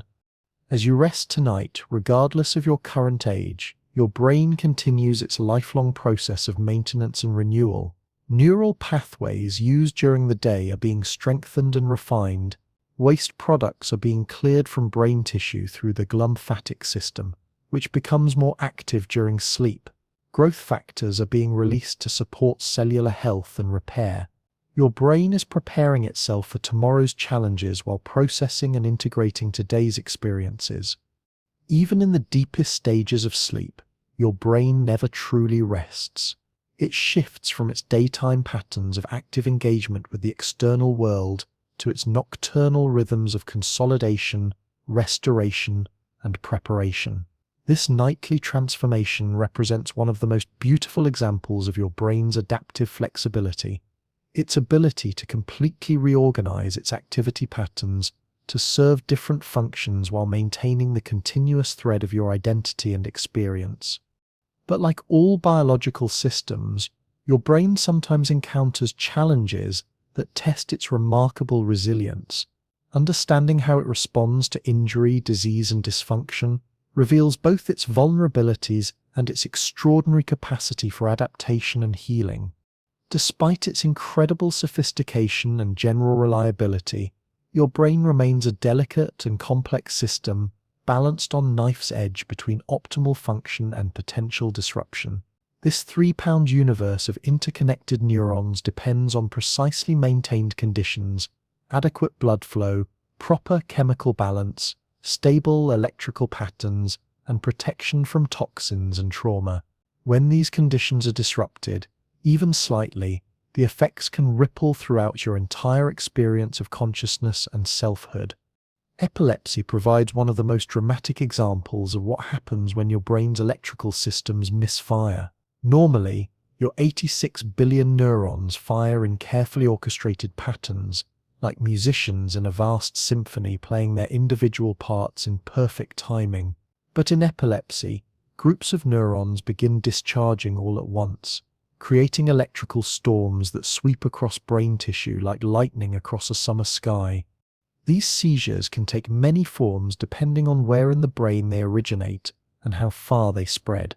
Some are barely noticeable, brief moments of staring or subtle changes in awareness that last only seconds. Others involve dramatic convulsions as motor areas of the brain fire chaotically, sending uncontrolled signals to muscles throughout the body. Still others create strange alterations in perception, memory, or emotion as the electrical disruption affects different neural networks. What makes epilepsy particularly fascinating from a neuroscience perspective is how it reveals the normal brain's exquisite dependence on timing and coordination. The same neurons that create thoughts, memories, and movements when firing in proper sequence can produce confusion, unconsciousness, or uncontrolled behavior when their timing goes awry. It's like watching a precision watch, a marvel of coordinated complexity that can be disrupted by the smallest misalignment. Yet the brain's response to epilepsy also demonstrates its remarkable adaptability. Many people with epilepsy learn to recognize the subtle warning signs that precede seizures, developing an almost supernatural awareness of their brain's changing states. Medications can help stabilize neural firing patterns, while in some cases, Surgical interventions can remove or disconnect the brain regions where seizures originate, allowing the rest of the system to function normally. Stroke represents a different kind of neural catastrophe, not electrical chaos, but the sudden interruption of the blood flow that carries oxygen and nutrients to brain tissue. Your brain, despite representing only about 2% of your body weight, consumes roughly 20% of your total energy supply.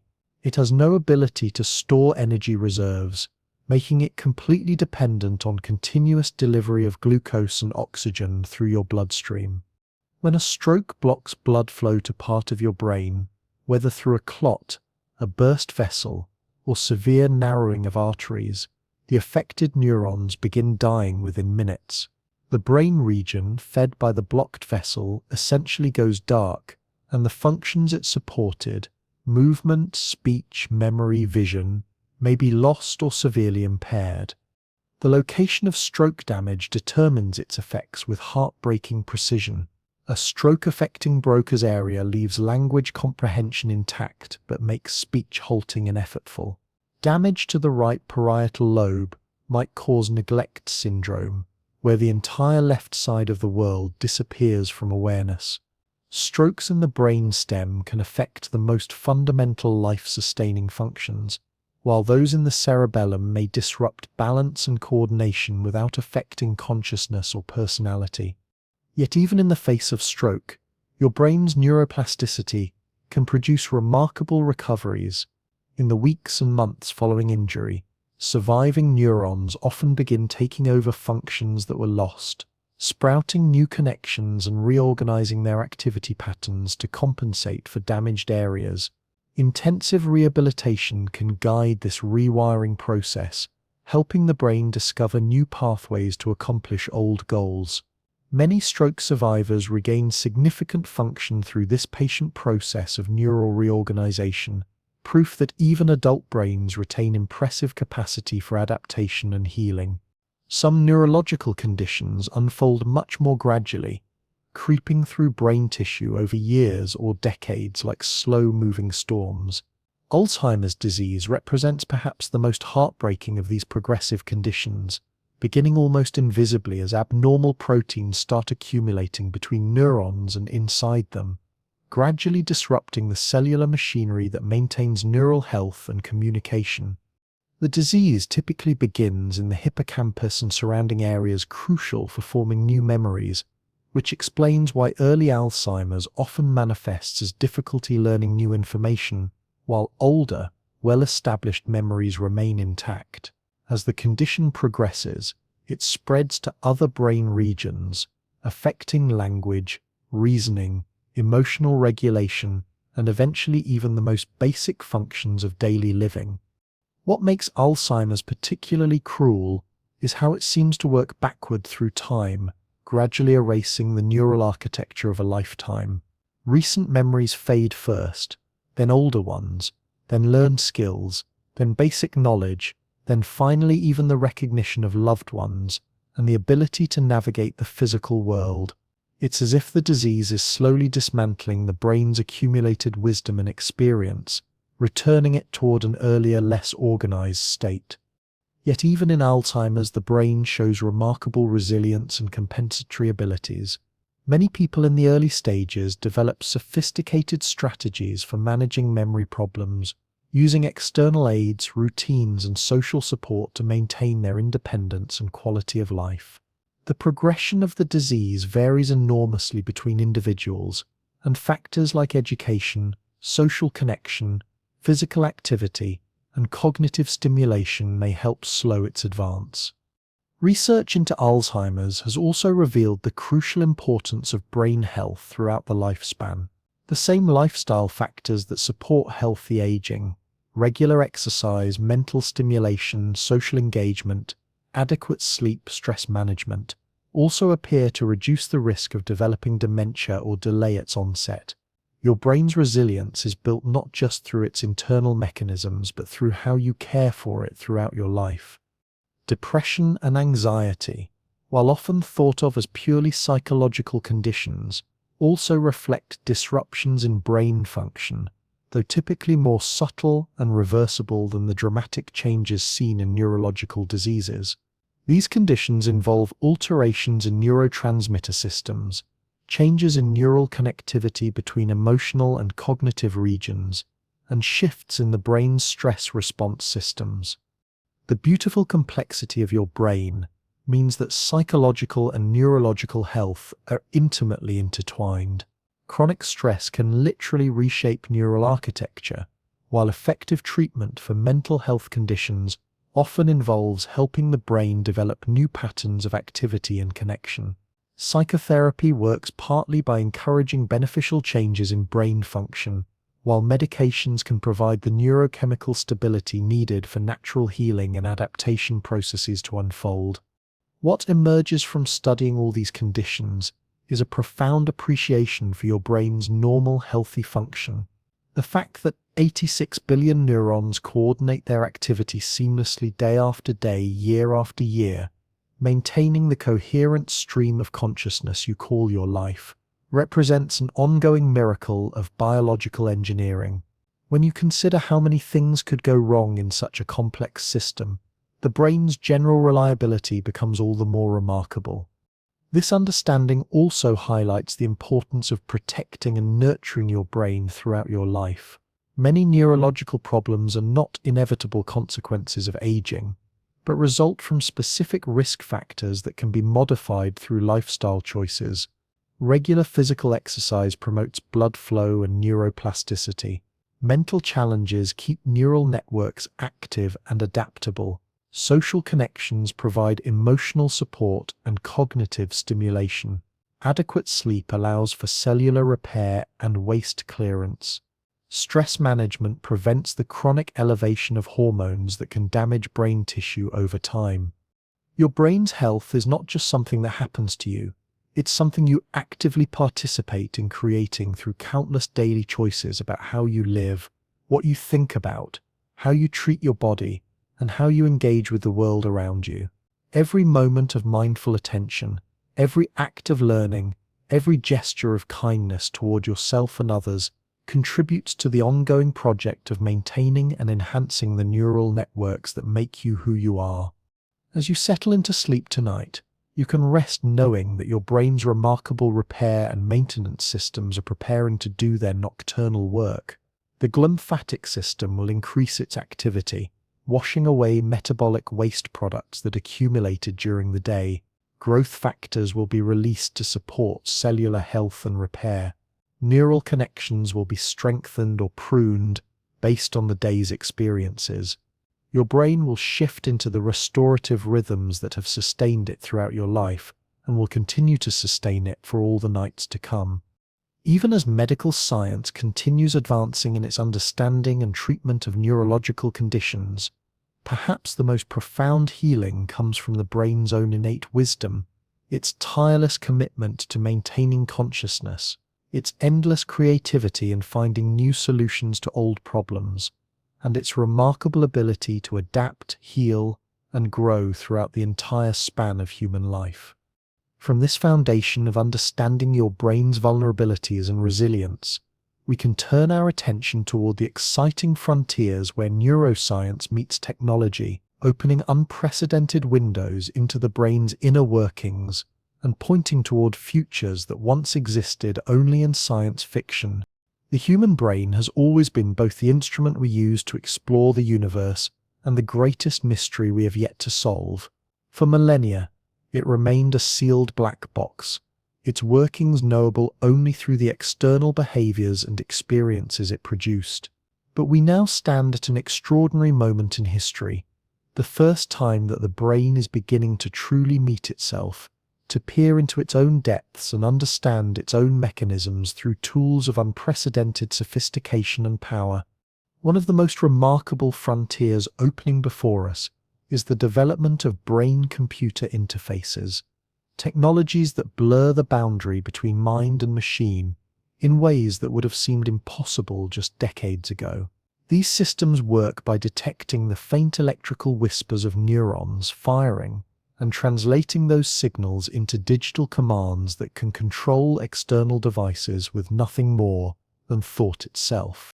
The early achievements in this field already read like science fiction made real.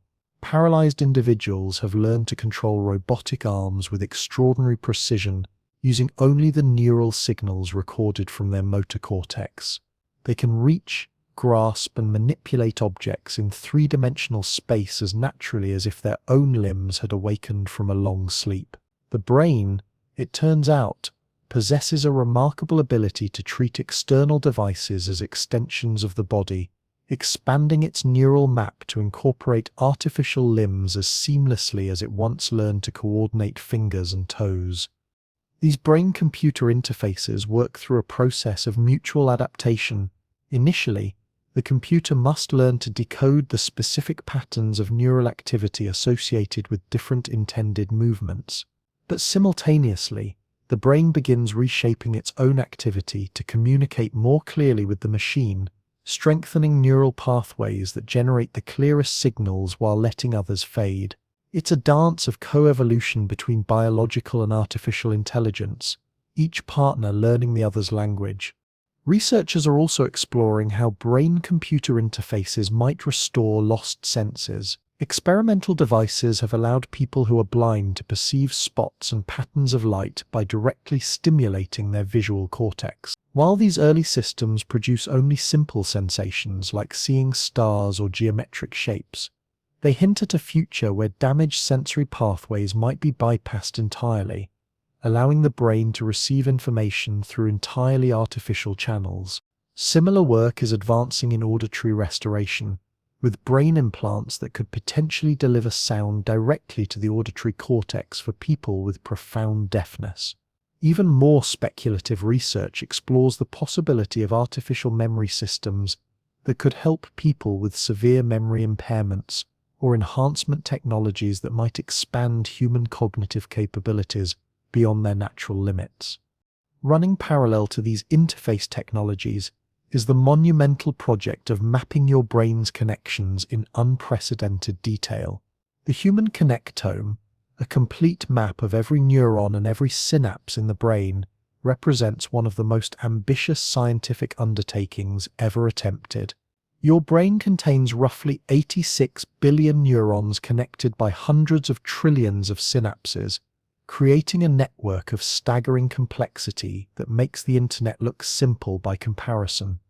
Using advanced electron microscopy, automated image analysis, and powerful computational systems, researchers are beginning to trace neural pathways through brain tissue with resolution measured in nanometers. Each tiny volume of brain tissue reveals an intricate landscape of neural architecture, dendrites branching like winter trees, axons extending across vast cellular distances, synapses forming precise connections between specific neurons. This mapping work requires computational power on an almost incomprehensible scale. A single cubic millimeter of cortex, a volume smaller than a grain of sand, contains thousands of neurons and millions of synapses. Mapping just this tiny fraction of brain tissue generates terabytes of data that must be analyzed by sophisticated artificial intelligence systems capable of tracing neural pathways through three-dimensional space. The potential rewards of this connectomic research are profound.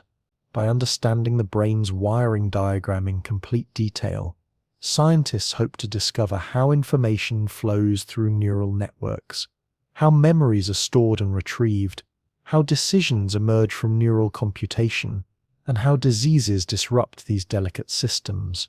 It could revolutionize our understanding of learning, consciousness, mental illness, and the fundamental nature of mind itself. Artificial intelligence has become both a crucial tool in this quest and a fascinating mirror that reflects our growing understanding of neural computation. Modern AI systems increasingly draw inspiration from brain architecture, using artificial neural networks that echo the structure and function of their biological counterparts.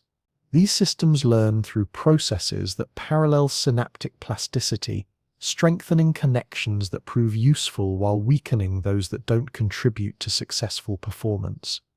In a remarkable turn of events, AI systems trained on brain-inspired architectures are now helping us decode the brain itself.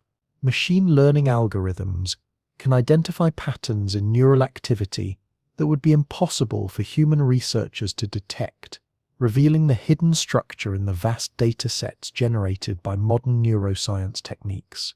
AI systems can predict what someone is thinking about based on their brain scans, decode intended movements from motor cortex activity, and even generate images that match what people are seeing or imagining.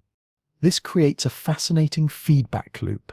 Our understanding of the brain inspires better AI systems, which in turn help us understand the brain more deeply, which leads to even more sophisticated AI, and so on. We may be witnessing the co-evolution of biological and artificial intelligence, each informing and enhancing the other in an accelerating spiral of discovery and capability. Brain organoids, tiny lab-grown tissues that recapitulate some aspects of brain development and organization, represent another frontier pushing the boundaries of neuroscience.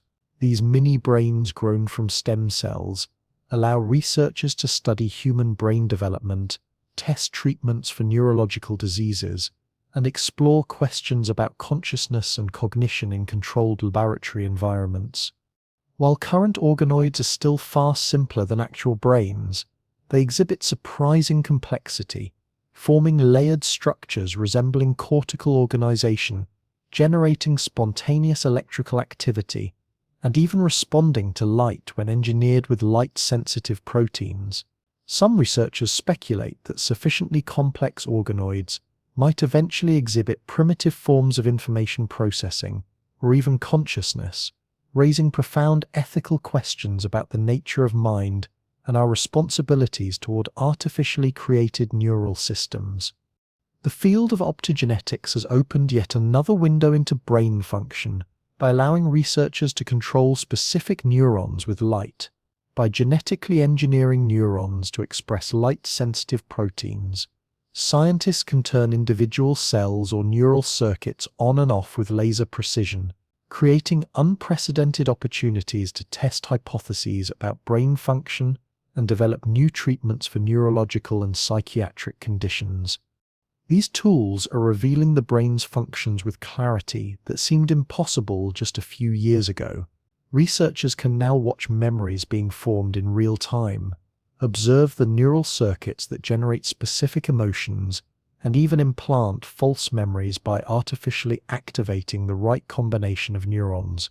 The boundary between science and science fiction continues to blur as we develop ever more sophisticated ways to read, understand, and influence the brain's activity. Brain stimulation technologies, from transcranial magnetic stimulation to deep brain stimulation, offer both research tools and therapeutic interventions that can modify brain function in targeted ways. These techniques can temporarily enhance or suppress activity in specific brain regions, providing insights into their functions and offering potential treatments for conditions ranging from depression to Parkinson's disease. The convergence of all these technologies points toward a future where the boundaries between brain and computer, biological and artificial intelligence, treatment and enhancement may become increasingly blurred.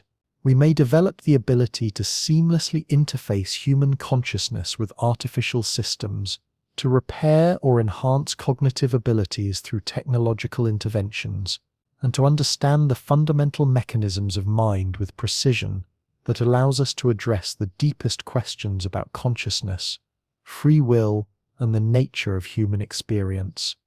Yet even as our tools become more powerful and our understanding deeper, the essential mystery of consciousness remains. We can map every neuron, trace every connection, and monitor every spike of electrical activity. But the question of why and how these physical processes give rise to subjective experience continues to hover just beyond our grasp. It may be that consciousness, as the very lens through which we perceive everything else, must always remain partially mysterious to itself. This ongoing mystery doesn't diminish the profound importance of neuroscience research. Every advance in our understanding of the brain brings new possibilities for treating disease, enhancing human capabilities, and reducing suffering. Brain-computer interfaces offer hope to the paralyzed. Better understanding of neural circuits provides new targets for treating depression, anxiety, and other mental health conditions. Insights into neuroplasticity suggest new approaches to education, rehabilitation, and cognitive enhancement throughout the lifespan. As you rest tonight, your brain continues its ancient work in the soft darkness of your skull, generating the stream of consciousness that constitutes your existence while remaining largely mysterious even to itself. The neurons firing in delicate patterns behind your closed eyes represent both the most familiar and the most enigmatic phenomenon in the known universe: the emergence of inner experience from the purely physical processes of a biological organ. Tomorrow, researchers around the world will continue their patient work of decoding this mystery, using increasingly sophisticated tools to peer into the brain's depths and understand its mechanisms. But tonight, you can simply rest in wonder at the extraordinary fact of your own consciousness. This miraculous glow of awareness that emerges from nothing more than the coordinated activity of billions of tiny cells, yet somehow creates the entire universe as you know it. From the smallest electrical whisper between neurons to the vast symphony of consciousness itself, your brain carries you through every moment of existence with a grace and complexity that surpasses human understanding. It began as a cluster of cells guided by ancient genetic wisdom, gradually becoming the intricate neural cathedral that houses your thoughts, memories, dreams, and experiences. Every sensation you've felt, every idea you've contemplated, every emotion you've experienced has emerged from this 3-pound universe of interconnected possibilities. Throughout this long exploration, we've wandered through the brain's many territories, its capacity for learning and growth, its emotional depths, its linguistic creativity, its social sensitivity, its artistic imagination, its mysterious consciousness. Each domain revealed something remarkable about the organ you carry with you always, yet perhaps never fully notice. Your brain works tirelessly in the background of awareness, orchestrating the symphony of being alive with such seamless perfection that its extraordinary nature becomes invisible through familiarity. There is profound beauty in recognizing that everything you are, every memory you treasure, every skill you've mastered, every relationship you've built, every dream you've pursued, exists as patterns of connection and activity within this living tissue. Your brain is not just the tool you use to navigate the world. It is the very foundation of your world, the source from which all experience springs. As sleep draws you into its gentle embrace tonight, your brain will not rest but transform, shifting from its daytime rhythms of active engagement to its nocturnal patterns of consolidation and restoration. The experiences of today will be reviewed, processed, and integrated into the vast library of your life's learning. Skills practiced will be refined through mysterious processes that unfold in sleep's darkness. Memories will be sorted, strengthened, and woven into the continuing narrative of who you are. Even in the deepest stages of slumber, when consciousness fades into dreams or disappears entirely, your brain maintains its faithful vigil over the processes that sustain life, regulating breathing, maintaining circulation, coordinating the countless biological rhythms that keep you alive, moment by moment. It never truly sleeps, never abandons its post, never stops the patient work of being your brain. Tomorrow morning, when awareness returns like light gradually filling a dark room, you will awaken to find your brain subtly transformed by the night's work, connections strengthened, pathways refined, the neural architecture of your mind updated to incorporate the learning and experience of another day. You will carry with you a brain that is both the same organ that fell asleep and yet meaningfully different, modified by the processes that unfold in the mysterious hours of rest. This continuous transformation represents perhaps the most remarkable aspect of your neural existence. You are not a fixed entity using a static brain, but rather a dynamic process of becoming, your very identity continuously reconstructed by an organ that never stops growing, adapting, and changing. Every moment of attention reshapes neural pathways. Every new experience leaves its trace in synaptic strengths. Every night of sleep brings subtle but meaningful modifications to the networks that generate your thoughts and dreams. Your brain remains science's greatest puzzle and nature's most extraordinary creation, a universe of possibility contained within the soft curve of your skull. It is simultaneously the most complex object known to exist and the most intimate aspect of your being. It is both thoroughly physical, nothing more than cells and chemistry and electricity, and utterly transcendent, giving rise to love, beauty, meaning, and consciousness itself. As you sink deeper into sleep's embrace, you can rest in the knowledge that this remarkable organ will continue its ancient work throughout the night. It will tend to the fundamental rhythms of life, process the day's experiences, and prepare for tomorrow's challenges with the same faithful dedication it has shown since the moment you drew your first breath. Close your eyes and let your breathing slow. Feel the gentle weight of your body settling into rest. Allow your thoughts to become soft and wandering, like clouds drifting across an evening sky. Your brain knows how to sleep, just as it knows how to dream, how to heal, how to grow. Trust in its wisdom, its resilience, its endless capacity to carry you through the miracle of being alive. In the quiet darkness behind your eyelids, 86 billion neurons continue their gentle conversation, maintaining the spark of consciousness that makes you uniquely you. They have worked tirelessly to bring you to this moment, and they will work tirelessly through the night to carry you toward tomorrow. Rest now, knowing that your brain, this most faithful companion, this most extraordinary mystery, this 3-pound universe of infinite possibility, watches over you as you sleep. Good night.